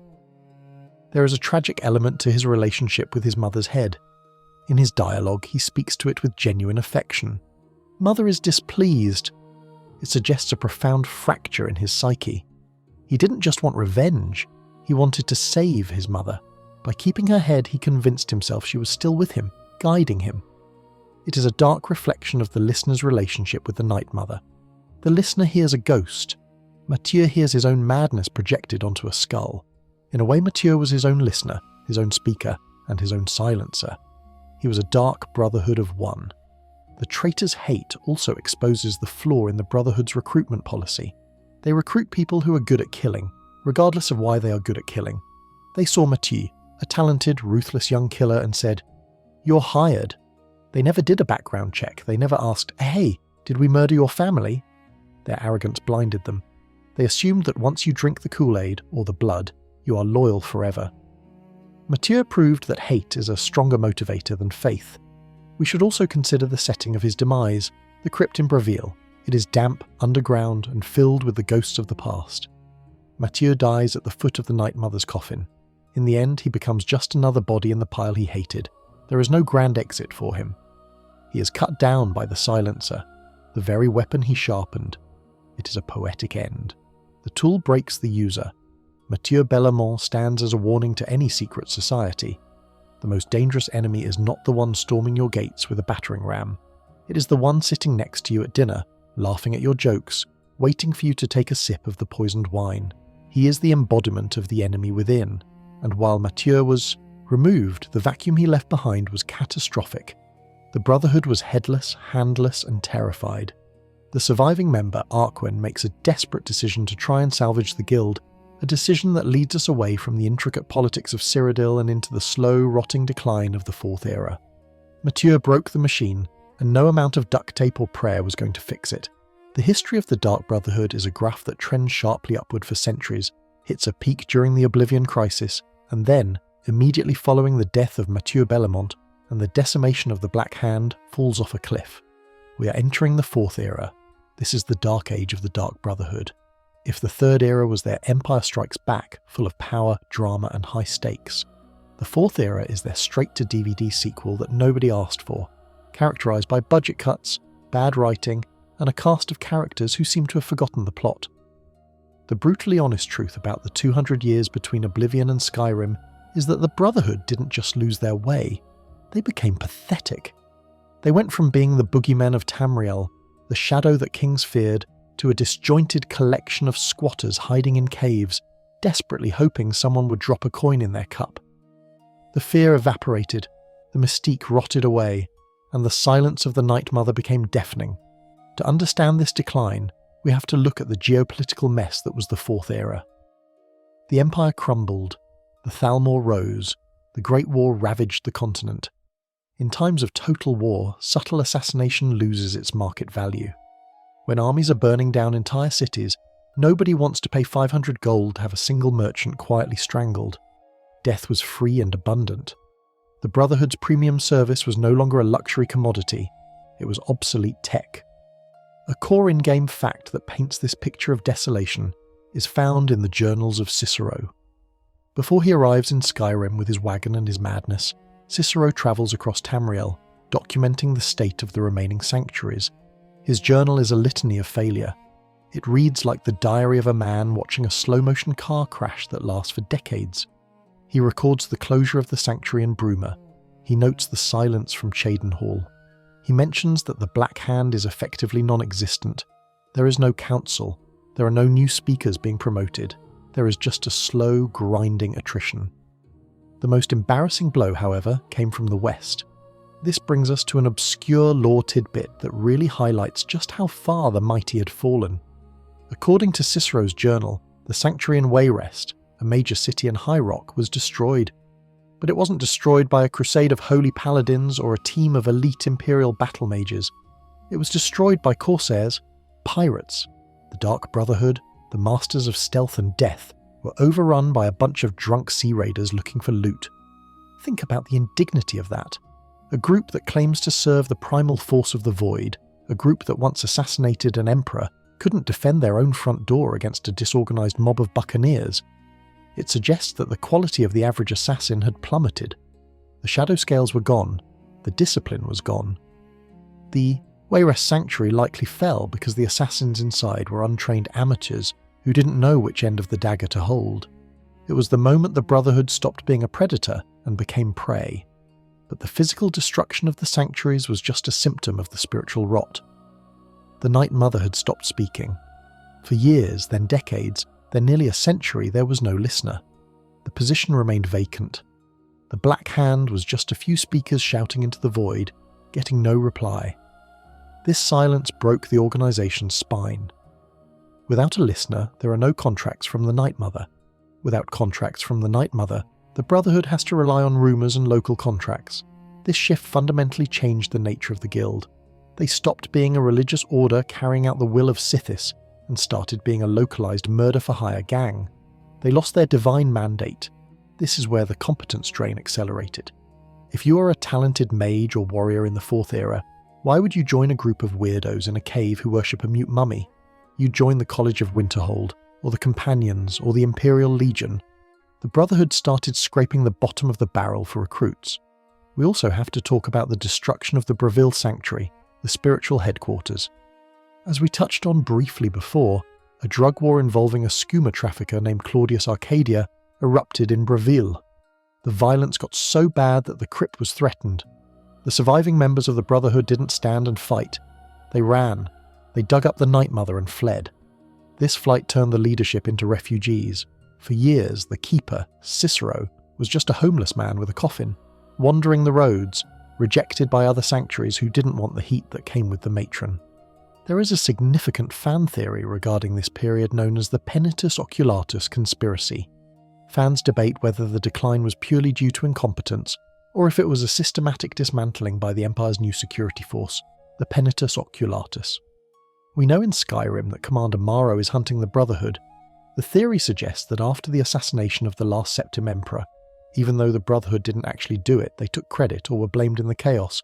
The Empire quietly waged a shadow war to exterminate them. Proponents of this theory point to the fall of the sanctuaries in Elsewhere and Valenwood. The Thalmor, who control those regions, and the Empire, who controls Cyrodiil and High Rock, both have extensive spy networks. It is highly probable that these governments decided the Brotherhood was a loose end that needed tying up. They didn't make a public spectacle of it. They just quietly identified the sanctuaries and wiped them out one by one. The pirates in Wayrest? Maybe they were paid by the Penitus Oculatus. The riots in Breville? Maybe. Instigated to flush the rats out of the cellar. If this theory holds, it makes the Brotherhood's decline even more tragic. They were being hunted to extinction, and they were too disorganized to even realize they were at war.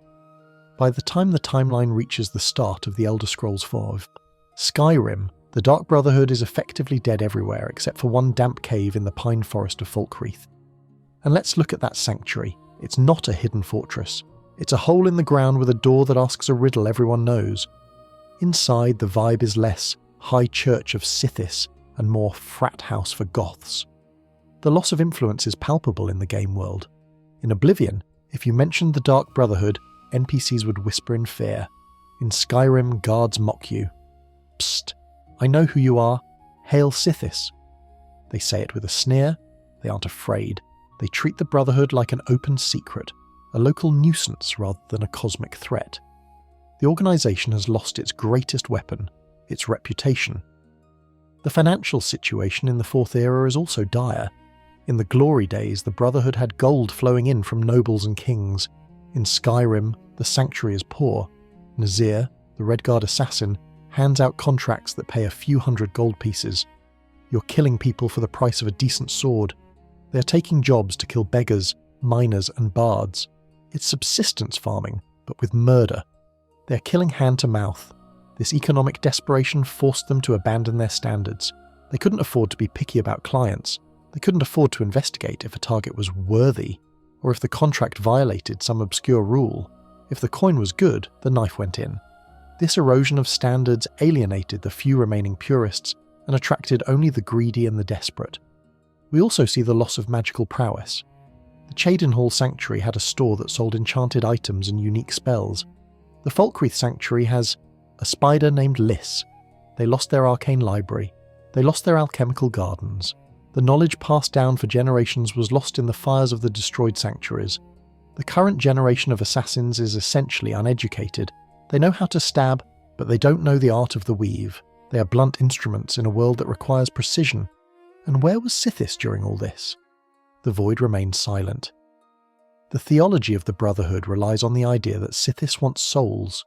If the Brotherhood is failing, does that mean Sithis is starving?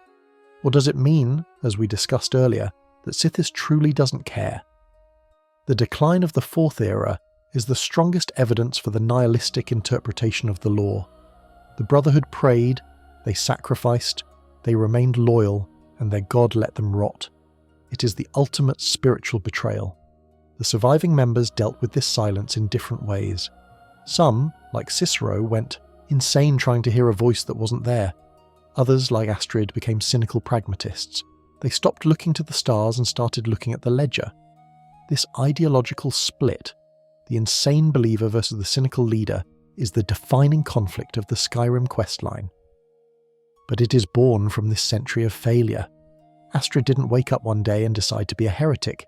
She was forced into it by the silence of the Night Mother. She had to keep the lights on when the god of darkness stopped paying the electric bill. The brutally honest truth is that by 4E201, the Dark Brotherhood deserves to die. They are a vestige of a bygone era. They are clinging to rituals they no longer understand and fighting a world that has moved on. They are the blockbuster video of assassination guilds, refusing to adapt, refusing to modernize, and wondering why no one is renting their tapes anymore. This decline sets the stage for the arrival of the Dragonborn. You aren't joining a powerful guild at its height. You're walking into a hospice. You're the last-ditch effort to resuscitate a patient that has been flatlining for 200 years. The tragedy is that the remaining members don't even realize how far they have fallen. They still talk big, they still wear the tight leather, but deep down they know the truth. They are the last leaves on a dead tree waiting for a winter wind to blow them away, and the strongest wind is already blowing from within the sanctuary itself. The leader of the Falkreath branch, a woman named Astrid, has looked at this history of failure and decided that the only way to survive is to kill the past. She has created her own rules, her own family and her own heresy, and that is where the real trouble begins. When you wake up in a wooden shack with a bag over your head, the first voice you hear isn't the rasp of a ghost or the whisper of a deity. It is the cool, commanding and distinctly human voice of a woman perched on top of a shelf. "Sleep well?" she asks. This is Astrid. And with those two words, she introduces you to the heresy that defines the Dark Brotherhood in Skyrim. She doesn't care about rituals. She doesn't care about the Night Mother.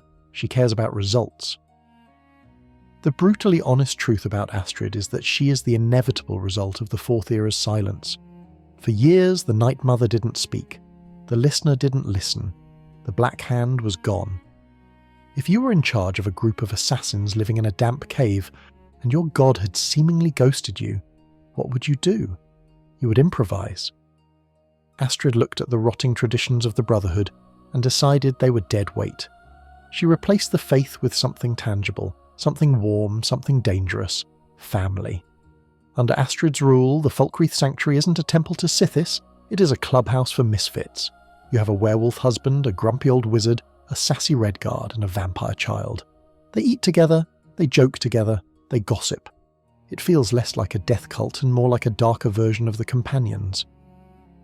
Astrid's heresy was her belief that the family was the point, not the means to an end. She believed that loyalty to each other superseded loyalty to the void. This shift is most visible in a core in-game fact that players notice immediately upon entering the sanctuary. The 5 tenets are missing. In Oblivion, the tenets were posted on the wall looming over everyone. In Skyrim, that wall is bare or covered in maps and contracts. Astrid explicitly tells you, "I'm not big on formal rules. We have one rule. Respect the family." It sounds nice, doesn't it? It sounds modern. But by removing the rigid structure of the tenets, she removed the safety rails. Without never dishonour the Night Mother, you get arrogance. Without never disobey a superior, you get what happens later. Astrid's leadership style is a fascinating mix of matriarchal protection and authoritarian control. She calls the assassins her babies. She is fiercely protective of them. When Cicero arrives with the Night Mother's coffin, Astrid is visibly threatened. She isn't afraid of the jester, she is afraid of the authority he represents. The Night Mother is the old boss coming back to the office after a 20-year vacation, and Astrid is the manager who changed all the passwords and doesn't want to give up the keys. But here is where the heresy becomes hypocrisy. Astrid claims to reject the old ways, yet she uses the reputation of the Dark Brotherhood to sell her services. She wears the shrouded armour. She uses the We Know handprint. She wields the Blade of Woe. She's franchising the brand while ignoring corporate headquarters. It is a classic case of wanting the benefits of the religion without the burden of the worship. She wants the fear that Sithis inspires, but she doesn't want to bow to Sithis. This leads to a significant community debate and fan theory that has polarised players for over a decade. Was Astrid actually right? There is a strong argument that without Astrid, the Brotherhood would have died out completely in Skyrim. She kept them fed, she kept the sanctuary hidden, she kept the contracts coming in, even if they were low-level hits. Some fans argue that she was a pragmatist in a world of magic users and dragons, and that clinging to an old corpse was a recipe for extinction. Her heresy was actually survival. However, the counter-argument, and the one the game seems to support, is that by cutting ties with the spiritual side, she lost the protection of the obscure. The Brotherhood is supposed to be a myth. By turning it into a mercenary band, she made them a target. A mercenary band can be destroyed by the Penitus Oculatus. A myth cannot be killed. Astrid made them mortal. Let's look at an obscure lore tidbit regarding her weapon, the Blade of Woe. In the Elder Scrolls Online and other lore texts, the Blade of Woe is a ritualistic dagger given to the Night Mother by Sithis himself, or created from her tears, depending on the myth. It is a holy relic. The fact that Astrid uses it as her personal sidearm, treating it like just another sharp piece of metal, is the ultimate blasphemy. She is literally holding the symbol of the faith she rejects. It highlights her arrogance. She thinks she is strong enough to wield the power of the void without paying the toll. The tension between family and faith reaches its breaking point with the arrival of the listener, you, the Dragonborn. Astrid hates you. Not personally, perhaps, but structurally. You represent the return of the hierarchy she dismantled. You hear the voice she ignored. Every time the Night Mother speaks to you, it undermines Astrid's authority. She tries to manage you, sending you on busy work contracts, trying to keep you away from the coffin. It is a power struggle between the secular manager and the chosen prophet. This struggle drives Astrid to commit the ultimate betrayal, a moment that exposes the brutally honest flaw in her philosophy. To save her family, she sells out one of her own. She makes a deal with Commander Maro of the Penitus Oculatus. She offers him the Dragonborn in exchange for the safety of the rest of the sanctuary. Think about that. Her one rule was family first. And to protect her version of the family, she hands a brother over to the executioner. It proves that without the 5 tenets, loyalty is just a word that can be redefined when it's convenient. If Tenet 5, never kill a dark brother, had been in effect, and if Astrid actually feared the wrath of Sithis, she never would have made that deal. But because she believed only in herself, she thought she could outsmart the Empire. She thought she could negotiate with the Wolf. The consequences are catastrophic. Maro betrays her, obviously can never trust a Fed, and the sanctuary is attacked. The family she tried so hard to protect is slaughtered. Her husband, Arnbjorn, dies fighting. Festus is pinned to a tree with arrows. Visara is cut down. The cozy clubhouse becomes a tomb, and it is entirely Astrid's fault. Her heresy didn't save them, it doomed them. The climax of her story is one of the most gruesome scenes in Skyrim. You find Astrid in the burning sanctuary, scorched and dying. She has performed the Black Sacrament on herself. She has arranged the candles, the nightshade, and she is the offering. It is a moment of dark irony. In her final moments, she returns to the very rituals she mocked. She finally acknowledges the Night Mother, not out of faith, but out of desperation. She realizes that the only way to fix her mistake is to invoke the ancient laws she tried to rewrite. She asks you to kill her with the Blade of Woe. "Thank you," she whispers. It is a redemption of sorts, but a pathetic one. She destroyed everything she loved because she couldn't let go of control. She wanted to be the matron, but she was just a usurper. There is a psychological layer to Astrid's heresy that is often overlooked. She is terrified of the unknown. The Night Mother represents the unknowable, the supernatural, the loss of agency. Astrid is a control freak. You see it in how she sits on that shelf in the shack looking down on you. You see it in how she barks orders. Embracing the Night Mother means admitting that she is just a pawn. Astrid wanted to be the queen, but in the game of Sithis, there are no queens, only tools. Her relationship with her husband, Arnbjorn, also fuels this. He is a werewolf, a beast. They are a power couple of outcasts. Their love is genuine, which makes the tragedy sharper. The Brotherhood under Astrid was built on love, twisted, bloody love, but love nonetheless. And that was its weakness. The old Brotherhood was built on fear and duty. Fear and duty are cold, but they are stable. Love makes you irrational. Love makes you make deals with Commander Morrow. The failure of the Falkreath Sanctuary serves as a brutal lesson in organisational culture. You cannot take a 4,000-year-old institution, strip out its core values and expect it to function. Astrid tried to turn a religion into a business, and she went bankrupt. She forgot that the dark in Dark Brotherhood isn't just an aesthetic choice, it is the source of their power. As you stand over her charred body holding the Blade of Woe, the transition is complete. The heresy is burned away. The family is dead. The only thing left is the listener, the keeper, and the corpse. The Brotherhood is reset to its factory settings.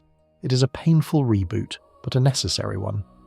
Astrid was the wildfire that burned down the old forest, so the new seeds could grow. But before we can rebuild, we have to talk about the man who kept the seeds safe. The man Astrid hated most. The man in the jester's motley who wheeled a coffin across a continent while whispering to a dead woman. We have to talk about the madness of the Keeper. If Astrid represents the cold, calculated heresy of the Fourth Era, then Cicero represents the hot, screaming madness of the old ways. We have all met him. That high-pitched and nasal voice, the jingling bells, the erratic dancing. For many players, Cicero is just the annoying clown you want to mute. But the brutally honest truth is that Cicero is the most tragic, loyal, and misunderstood character in the entire Skyrim questline.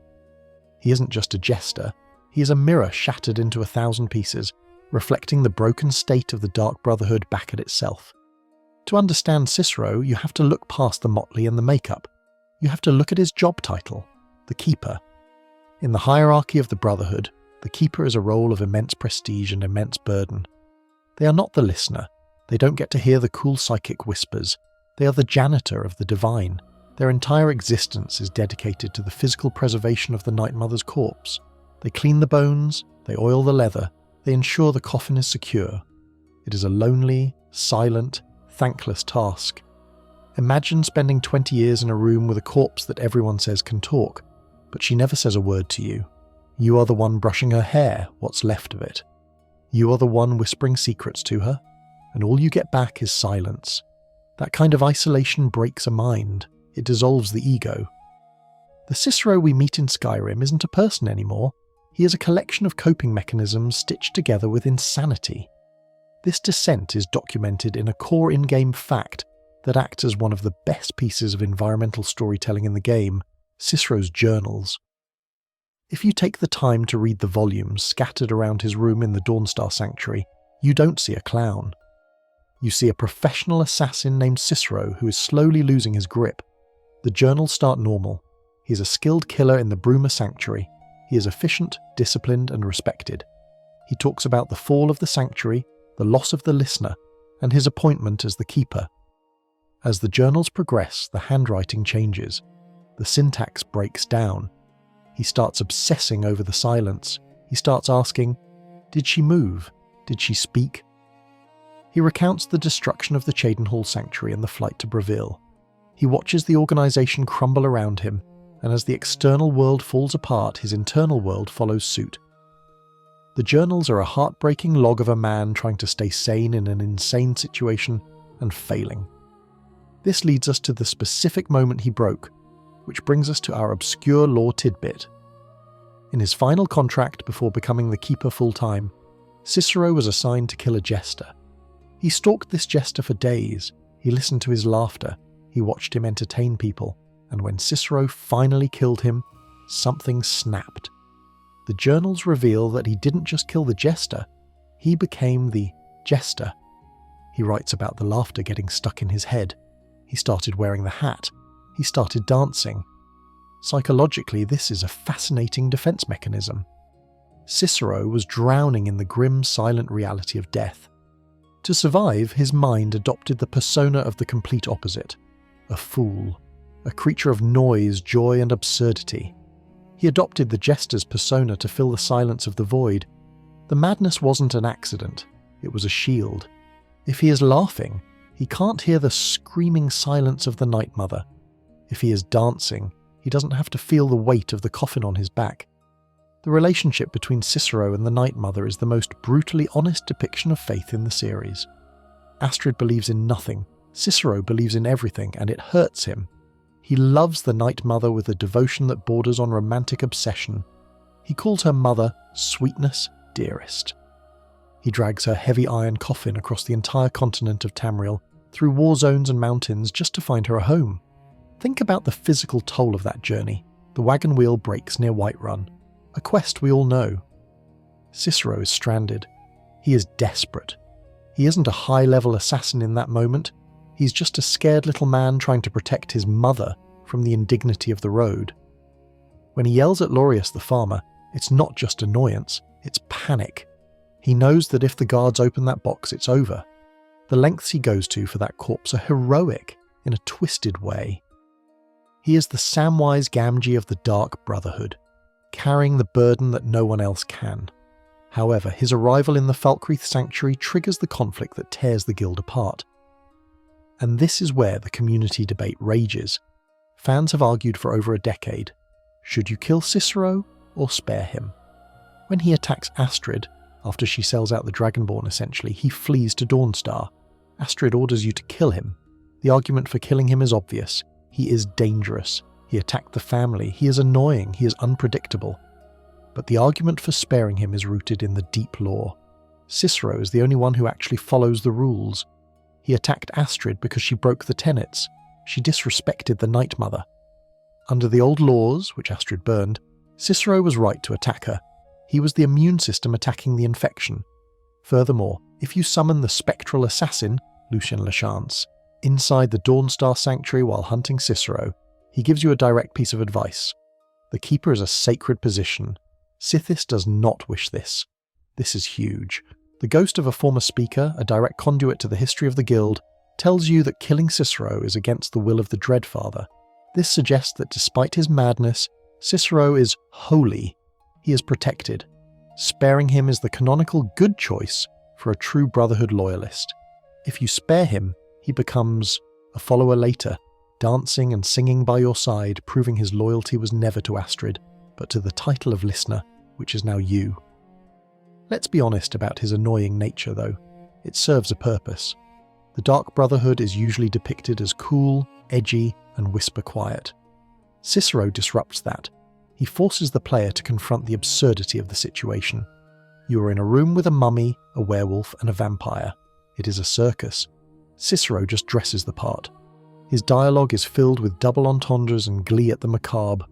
Let's kill someone. I'm sticky with anticipation. It reminds us that murder, to these people, is fun.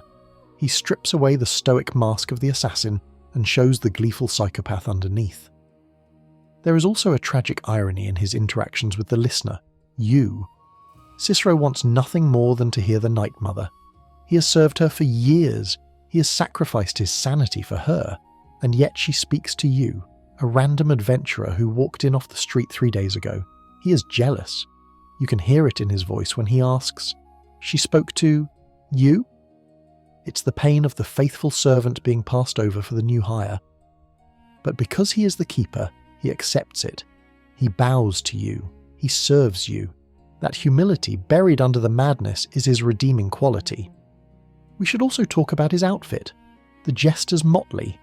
It's red and black, the colours of the Brotherhood but stylised. It renders him invisible in a different way. No one takes a fool seriously. He can travel the roads, say crazy things, and people just dismiss him as a loon. It is the perfect camouflage for a transporter of contraband.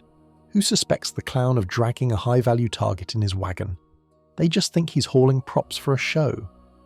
The brutally honest reality of Cicero is that he is the last vestige of the old Brotherhood described in Oblivion. He cares about the tenets. He cares about the hierarchy. He cares about the spiritual connection to Sithis. Astrid calls him a relic, and she is right. But in the world of Elder Scrolls, relics have power. By rejecting Cicero, Astrid was rejecting the very foundation of her guild. By accepting him, the Dragonborn reconnects the circuit. The madness of the Keeper is a cautionary tale. It shows what happens when you stare into the void for too long, and the void refuses to blink. It shows that the price of devotion is often your own mind. Cicero didn't go crazy because he was weak. He went crazy because he was strong enough to stay when everyone else ran away. He absorbed the trauma of the entire organisation. He is the sin-eater of the Dark Brotherhood. So, when you see him dancing by the coffin, clapping his hands and singing about "Hawker, Hawker, soft and sweet," try not to cringe. Recognise that you're looking at a man who carried the weight of a dying religion on his back. He is the loyal dog waiting by the grave of his master, barking at the wind because he doesn't know what else to do. And in a sanctuary full of traitors and cowards, the madman might just be the most sane person in the room. But Cicero's madness is just a sideshow to the main event.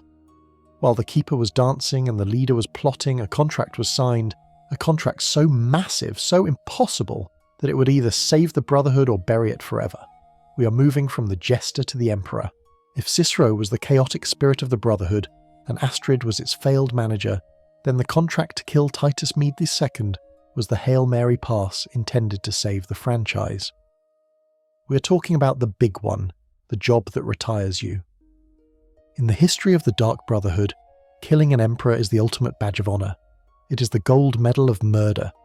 But the brutally honest truth about the assassination of Titus Mede II in Skyrim is that it wasn't a grand battle against a tyrant. It was a sad, quiet mercy, killing of an old man who seemed relieved to finally check out. The sheer audacity of this contract cannot be overstated. In the Fourth Era, the Brotherhood is a joke. They are living in a cave, stealing food and stabbing beggars. Then suddenly Amand Mortier, a member of the Elder Council, the high-ranking political body of the Empire, shows up with a bag of gems and a request to decapitate the government. It is like a local lawn mowing service being asked to landscape the hanging gardens of Babylon. It feels wrong. It feels too big. And as we learned, it was indeed a trap, but not in the way we expected. Let's look at the logistics, because the gourmet plotline is one of the most absurdly entertaining sequences in the entire series. To get close to the Emperor, the Brotherhood doesn't use stealth or magic. They use soup. You have to impersonate a famous orc chef known as the Gourmet, infiltrate the Castle Dower kitchens in solitude and poison the Emperor's dinner. This leads to a core in-game fact that highlights the darkly comedic nature of the Brotherhood. You are standing there in a chef's hat while a nervous sous chef reads off ingredients, and you have the option to add a giant's toe, a septim coin, or vampire dust to the potage le magnifique. The game allows you to turn the assassination of the most powerful man in Tamriel into a slapstick cooking show. It strips away the dignity of the target. The Emperor isn't dying in battle. He is dying because he ate a soup that tasted like a dirty foot. But of course, that wasn't the real Emperor. It was a body double. The decoy's death was the trigger for the Penitus Oculatus to spring their trap, leading to the destruction of the Falkreath Sanctuary we discussed earlier. The brutally honest reality here is that the Brotherhood failed. They got played. They killed a fake, got their home burned down and lost half their members. By all rights, the contract should have ended there. A smart organisation would have cut its losses and scattered. But the Dark Brotherhood is nothing if not spiteful. The surviving Dragonborn, fueled by the Night Mother, who is finally back in charge now that Astrid is toast. decides to finish the job. This leads to the infiltration of the Kataria, the Emperor's flagship anchored near Solitude. This brings us to an obscure lore tidbit regarding the ship itself. The Kataria is named after Kataria Septim, the only Dunmer, Dark Elf, Empress in the history of the Septim dynasty. She was the wife of Pelagius the Mad. Her reign was considered one of the most prosperous in history, despite the racism she faced. The fact that Titus Mede II, a Colovian human, sails on a ship named after a Dunmer empress is a subtle nod to the diverse cosmopolitan history of the empire he's trying to hold together. It is a symbol of the unity that is rapidly crumbling around him. The ship is a floating museum of a better era. When you finally fight your way through the sailors and the Penates Oculatus agents, who are surprisingly bad at guarding a VIP, you reach the Emperor's quarters. You expect a boss fight. You expect him to pull out a sword or for battle mages to burst from the closet. Instead, you find an old man sitting in a chair looking at the sea. He doesn't scream. He doesn't call for guards. He just looks at you and says, "We meet at last." This reaction fuels one of the most compelling fan theories in the entire Elder Scrolls community, the suicide by brotherhood theory.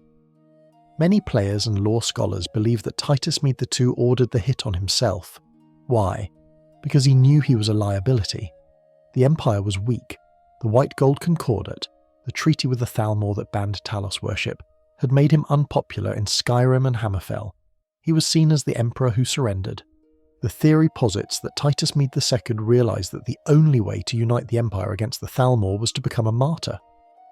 If he died of natural causes, he would be remembered as the weak old man who signed the treaty. But if he was assassinated, he becomes a tragic figure.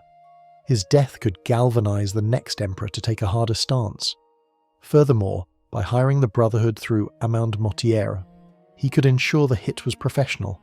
He essentially arranged his own exit strategy to clear the board for a new, stronger leader. This theory is supported by his final request. He doesn't ask for mercy. He asks you to kill the man who hired you, Amon Motieri.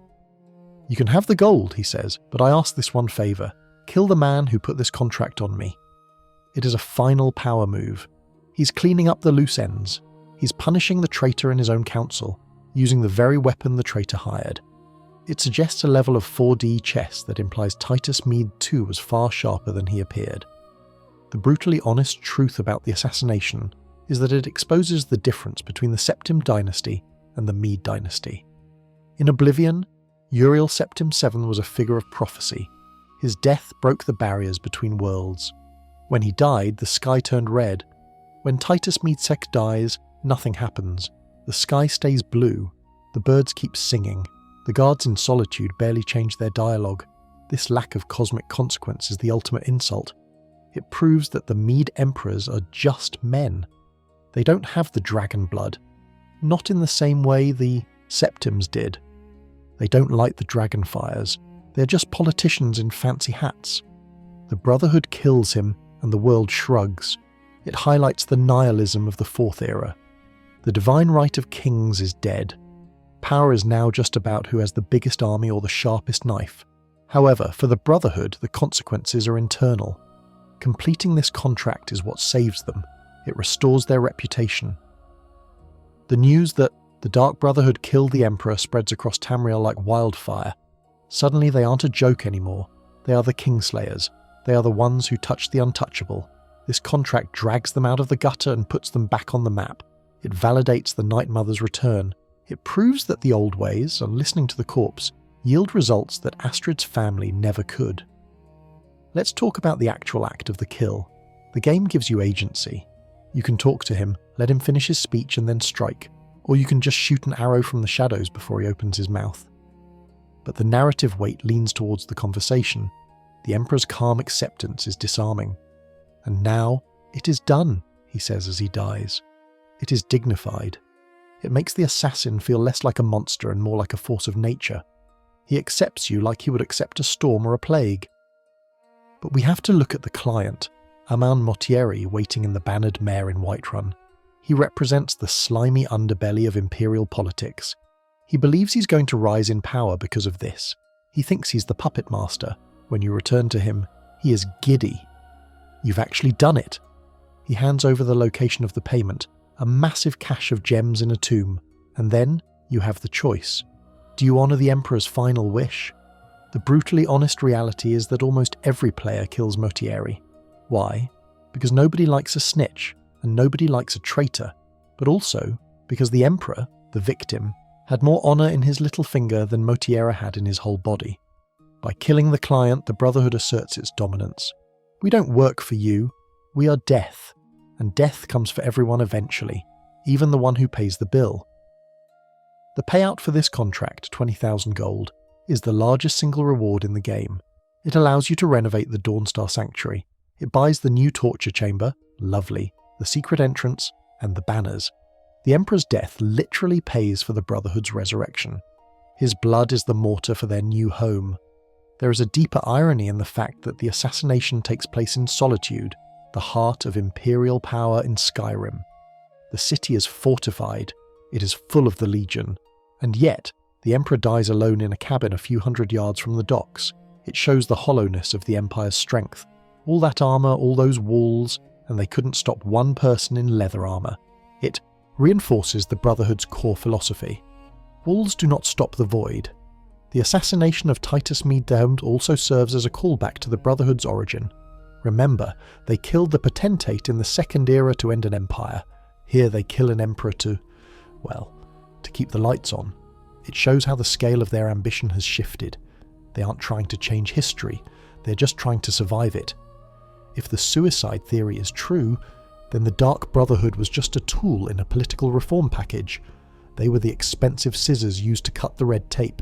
If the theory is false, then they just murdered a tired old man for a bag of rocks. Either way, the glamour is gone. This wasn't a battle of wits like with Lucien Lachance, it was a transaction. The aftermath leaves the Empire in chaos, presumably, but we don't see it. The game continues. The civil war continues, unless you finished it. The dragons continue. The Emperor's death is just a footnote, and that is the most brutal truth of all. In a world of literal world-eating dragons and vampire lords blocking out the sun, the death of a politician just doesn't rate that high on the end of the world meter, so you walk away from the Kataria with a king's ransom in your pocket, leaving the body of the most powerful man in the world cooling in his chair. You have fulfilled the ultimate contract. You have achieved what Astrid could not. You have made the Night Mother proud. But as you look at the gems and the gold, you have to wonder, is this power? Or are you just the janitor cleaning up the mess that the politicians made? The Brotherhood is back, certainly. They are rich, they are feared, and they have a leader who listens. But they are still alone in the dark, and while they might be the best killers in Skyrim, there is another group of assassins out there, an older, legal and arguably more respectable group, who have been watching this entire farce with deep professional disdain. We need to talk about the competition. We need to talk about the Morag Tong. While the Dark Brotherhood was busy patting themselves on the back for poisoning an old man with a bowl of soup, a shadow was watching from the ash-choked lands of the east. A shadow that doesn't giggle, doesn't wear spandex, and certainly doesn't take orders from a decomposing corpse. We have arrived at the sophisticated, cooler, and significantly more legal older brother of the assassination world, the Morag Tong. The brutally honest truth is that if the Dark Brotherhood is a chaotic gang of edgy teenagers listening to death metal in a basement, the Morag Tong is a government-sanctioned agency of Black Ops professionals. They are the difference between a serial killer and a soldier, and the existence of the Tong makes the Brotherhood look amateurish by comparison. To understand the rivalry, you have to understand the fundamental difference in their business models. The Brotherhood operates in the dark. They are illegal everywhere. If a guard catches a Brotherhood assassin, that assassin is executed. The Morag Tong, however, operates in the light, at least within the borders of Morrowind. They are a legitimate guild. They have a guild hall, they pay taxes. This legitimacy comes from the concept of the honourable writ of execution. This is the Morag Tong's golden ticket. In Dunmer culture, the great houses, Hlalu, Redoran, Telvanni, Dress and Indoril, are constantly at each other's throats. If they went to open war every time a noble insulted another noble, Morrowind would be a smoking crater. So the tribunal established a system. If you have a grievance, you don't raise an army. You hire the Morag Tong. The Tong dispatches an agent to kill the specific person causing the problem. Once the target is dead, the assassin doesn't run away. They don't hide in a hay bale. They can literally walk up to a guard, present the writ, a legal document signed by a Grandmaster, and the guard has to let them go. Everything appears to be in order, citizen. Carry on. It is bureaucracy weaponized. It turns murder into a dispute resolution mechanism, a core in-game fact that players of The Elder Scrolls III, Morrowind will remember with nostalgia or frustration, is the sheer professionalism of the Tong questline. When you join them in their headquarters in the Vivek Arena Canton, there are no cryptic riddles. There is no skeleton demanding a password. You talk to a Grandmaster, Ino Hlalu. He gives you a target, he gives you a writ, he tells you to do it cleanly. If you get caught and don't have your writ, you're on your own. If you have the writ, you are untouchable. This creates a completely different vibe from the Brotherhood. The Brotherhood is about suffering and fear. They want the target to know they are being hunted. The Morag Tong is about efficiency and ideology. They worship Mephala, but they view Mephala's sphere, sex, murder, secrets, as a tool for social stability. They kill to maintain the status quo. The Brotherhood kills to disrupt it. Now let's talk about the Dragonborn DLC in Skyrim. For years, fans thought the Tong was gone, destroyed by the Red Year, the eruption of Red Mountain, and the Argonian invasion of Morrowind. But when you travel to Solstheim, you start getting attacked by assassins wearing unmistakable chitin armor. Loot their bodies, and you find a writ of execution with your name on it. This encounter proves the Tong survived the apocalypse. They are like cockroaches, fitting considering their armor style. You can burn their country, but you cannot kill the guild. The fact that they are hunting the Dragonborn, and by extension, the listener of the Dark Brotherhood, on Solstheim indicates that the ancient rivalry is still very much alive. They view the Brotherhood not just as rivals, but as heretics. To the Tong, the Brotherhood is perverting the holy art of murder. They are vulgar butchers who lost the plot. Let's dive into an obscure lore tidbit found in the book Fire and Darkness. It details the crusade the Morag Tong waged against the Brotherhood in the Second Era. After the Brotherhood split off, the Mephala split we discussed in Section 1, the Tong didn't just let them go, they declared a shadow war. For centuries, the primary job of a Morag Tong agent wasn't just political assassination, it was hunting Brotherhood members.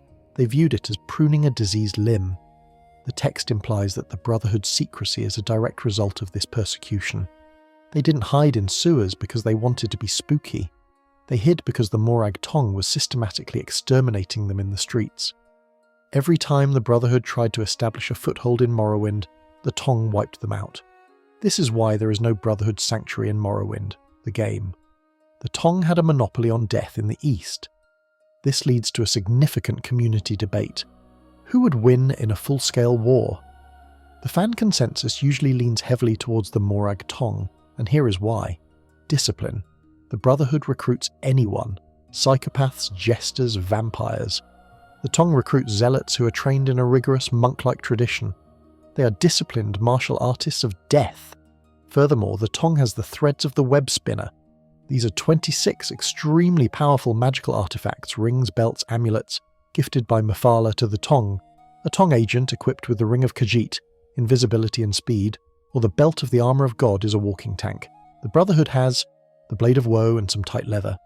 In a straight fight, the Tong's magically enhanced arsenal and superior discipline would likely shred the family.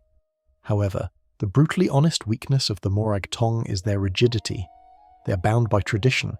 They cannot operate effectively outside of Morrowind because their writs aren't recognised. In Skyrim or Cyrodiil, a Morag Tong agent is just another criminal. The Brotherhood's flexibility, their willingness to break every law and operate as a criminal cell, gives them the advantage on the global stage. The Tong is a local superpower. The Brotherhood is an international virus. We also have to address the aesthetic. The Brotherhood is gothic horror. Skulls, blood, shadows. The Morag Tong is alien monk. They wear boiled netch leather and chitin armor. They look like insects.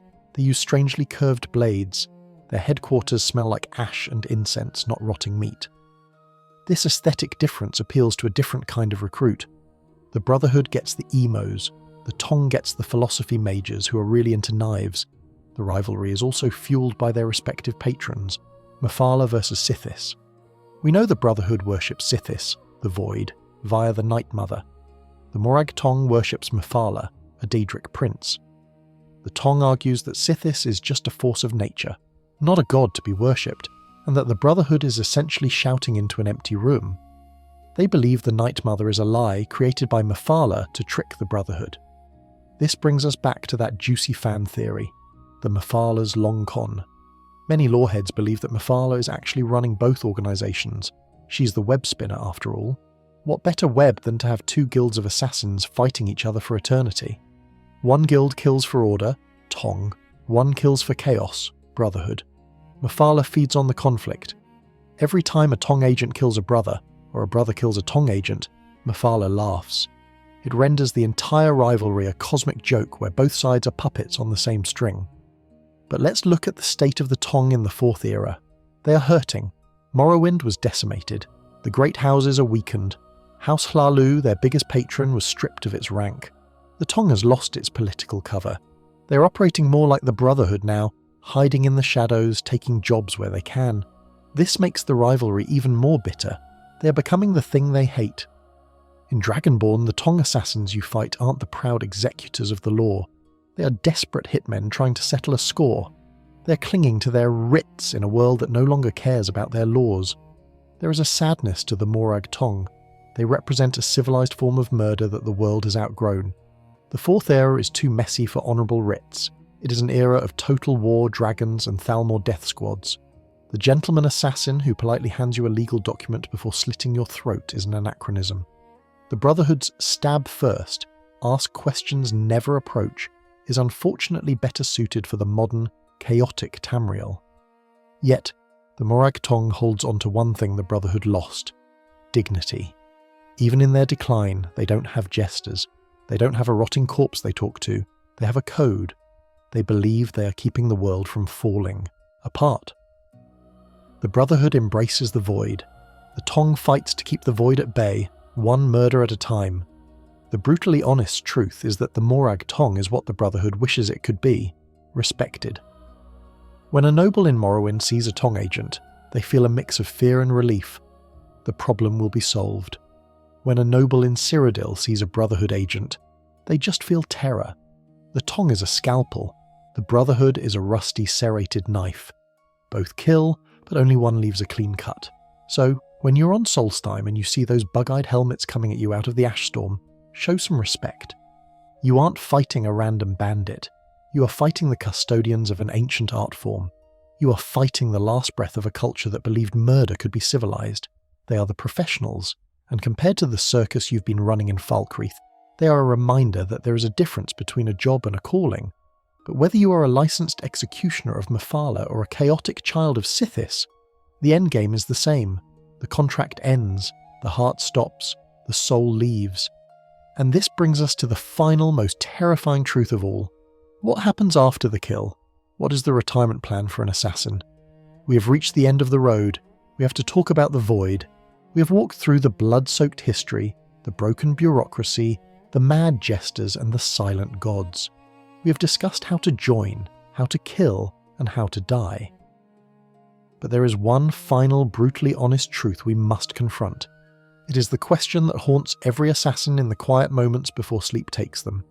What happens when the music stops? What is the retirement plan for a servant of Sithis? The answer is not fire and brimstone. It is not a golden hall of feasting. It is the void. And the terrifying reality is that for the Dark Brotherhood, the void isn't a metaphor for death. It is a destination. And it is arguably the worst possible afterlife in the entire Orbis. To understand the horror of this fate, we have to contrast it with the other options in the Elder Scrolls universe. If you're a brave Nord, you go to Sovngarde to arm wrestle heroes and drink mead forever. If you're a loyal Imperial, you might go to Aetherius. Even if you are a Daedra-worshipping cultist of Hersine, you get the hunting grounds, a lush, eternal forest where you get to be a predator. There is sensory input. There is existence. The void is the absence of all that. It is the space outside the wheel. It is the darkness between the stars. The Brotherhood is promised eternity with the Dread Father. But remember what we established in Section 2. The Dread Father is nothing. Therefore, an eternity with him is an eternity of becoming nothing. It is the total erasure of the self. It is spiritual suicide. However, there is a twist. A core in-game fact that players of Skyrim use constantly creates a massive complication in this theology. You can summon the spectral assassin. This is the ghost of Lucien Lachance. He appears in a purple translucent form, ready to kill for you. He speaks. "I live. Again," he proclaims. He comments on the weather, the architecture, and the current state of the sanctuary. This proves that Brotherhood members aren't always instantly dissolved into nothingness. They are kept in reserve. Lucien describes the void not as a place of peace, but as a place of waiting. He says, "In the void, there is only silence, and the darkness." He sounds nostalgic for it, which is deeply disturbing. It implies that the indoctrination is so complete that the assassins actually learn to love the sensory deprivation. They become addicted to the silence, but consider the horror of his existence. Lucien died over 200 years ago. He has been floating in a black vacuum for 2 centuries.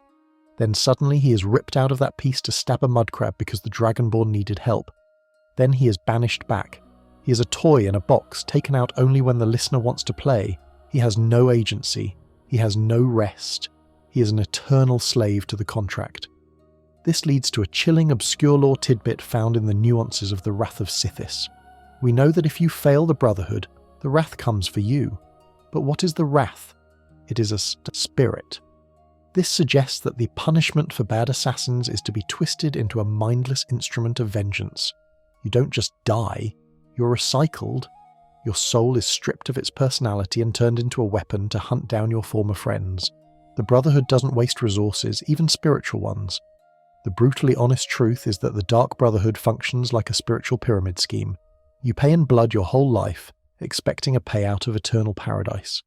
But the guy at the top, Sithis, is a vacuum, and the management, the Night Mother, keeps your soul on a leash to run errands for eternity. You never actually get to leave the job. You are an employee forever. There is a prominent fan theory that makes this even bleaker. It is the Mephala trap theory we touched on with the Morag Tong, but applied to the afterlife. If the Night Mother is indeed a manipulation by Mephala, then the souls of the Brotherhood aren't going to the void at all. They are going to the Spiral Skyne, Mephala's realm of Oblivion. The Spiral Skyne is described as a realm of sex, secrets, and murder. It is a web of infinite complexity. If this theory holds, the assassins are being scammed. They think they're going to the cool, stoic void, but they are actually being funneled into the chaotic, spider-filled realm of the Deceiver. They are flies caught in a web they didn't even know existed. Lucien Lachance isn't resting in Sithis' embrace. He's dangling in Mephala's larder. Let's look at the psychological state of the Spectre. Lucien seems happy, but is he sane? His dialogue is repetitive. He is fixated on the past. "I once knew a listener," he drones. It suggests that the void strips away your ability to grow or change. You become a static image of who you were at the moment of death. You're a recording playing on a loop. Compare this to the ancestors in Morrowind, who can give advice and protect their families. They seem to have a continuity of consciousness. The Brotherhood ghosts feel hollow. They are echoes. This aligns with the nature of Sithis.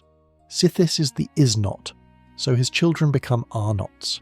They exist in a state of semi-reality, fading in and out of existence like a bad radio signal. This fate casts a grim shadow over every interaction you have in the sanctuary. When you see Nazir joking or Babette laughing, you know where they are headed. They are heading for the cold dark.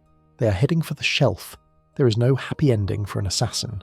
You either die violently and get sent to the void, or you live long enough to become a spectre like Lucien, summoned by some future adventurer to kill for reasons you don't understand. And what about the listener? What about you, the Dragonborn? You are the champion of the Night Mother. You are the soul of Sithis in the world. Does that grant you special privileges? Unlikely. In fact, being the listener probably just means you are the biggest battery of them all. When you die, your soul, already claimed by Akatosh, Dragonborn, Hersine, Werewolf, Nocturnal, Nightingale, and Hermaeus Mora, Dragonborn DLC, is going to be the subject of the biggest custody battle in cosmic history. But Sithis has a claim, and Sithis is patient. The brutally honest reality is that the Dark Brotherhood offers a false comfort. They tell you that death is a gift. They tell you that Sithis goes with you. It is a coping mechanism to deal with the horror of their profession. If you convince yourself that you are sending victims to a better place, the void, and that you will go there too, it makes the murder easier. It sanitizes the atrocity. But look at the victims. Does the beggar you killed go to the void? Does the Emperor? The Brotherhood believes so. They believe every soul taken by the Blade of Woe is a gift to Sithis. If that is true, then the void is filled not just with assassins, but with their victims. Imagine spending eternity floating next to the people you murdered. Imagine the awkwardness. Or perhaps in the void there is no recognition, just a soup of soul energy, dissolving into the black. The ultimate tragedy of the Dark Brotherhood is that they worship a force that fundamentally opposes existence. Most religions are about preserving the self, about life after death. The Brotherhood is a death cult in the truest sense. They worship the end of things. They want the universe to stop. They are the cosmic equivalent of someone trying to turn off the lights and lock the door on reality. So, as we reach the end of our chronicle, look at the Dark Brotherhood for what they truly are. They aren't cool anti-heroes. They aren't a misunderstood family. They're a group of damaged, dangerous individuals who have been tricked into feeding a cosmic garbage disposal. They sell their humanity for a few gold coins and a leather suit, and in exchange they get an eternity of nothing. They are the children of the lie. The Night Mother lies, the Black Hand lies, the Void lies. The only truth is the dagger in the dark, and even that eventually rusts. But there is a certain romance to it, isn't there? The idea of slipping away from the noise of the world, the idea of silence. In a world as loud and chaotic as Tamriel, maybe the void isn't a punishment. Maybe, just maybe, for someone who has seen too much blood and heard too many screams, the promise of absolute unending zero is the only paradise that makes sense. And perhaps that is why they still recruit.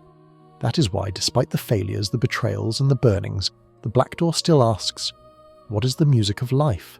And somewhere, in the dark, a voice will always answer, silence, my brother. We have reached the end of the road, my friends. The sanctuary door is closed. The candles have burned down to nubs, and the smell of nightshade has faded from the air. The stories of the Black Hand, the Listener, and the betrayals of the past are just echoes now, drifting away into the quiet of the night. Take a deep breath. Let go of the tension in your shoulders. Unclench your jaw. The world of Tamriel with all its dragons and assassins is far away. Here, in the safety of your own space, there are no contracts to fulfill. There are no shadows moving in the corner, just the familiar shapes of your room, guarding you as you rest. The Dark Brotherhood is a story of fear, yes, but also of finding a place where you belong, even if that place is strange and dark. But you belong here, in the warmth, in the peace of this moment. The void is not for you. For you there is only the soft, heavy blanket of sleep, waiting to wrap you up and carry you through to the morning light. You have walked the path of the assassin tonight, but now you can lay down the burden. The story is done, the history is written, the night is yours. Sweet dreams.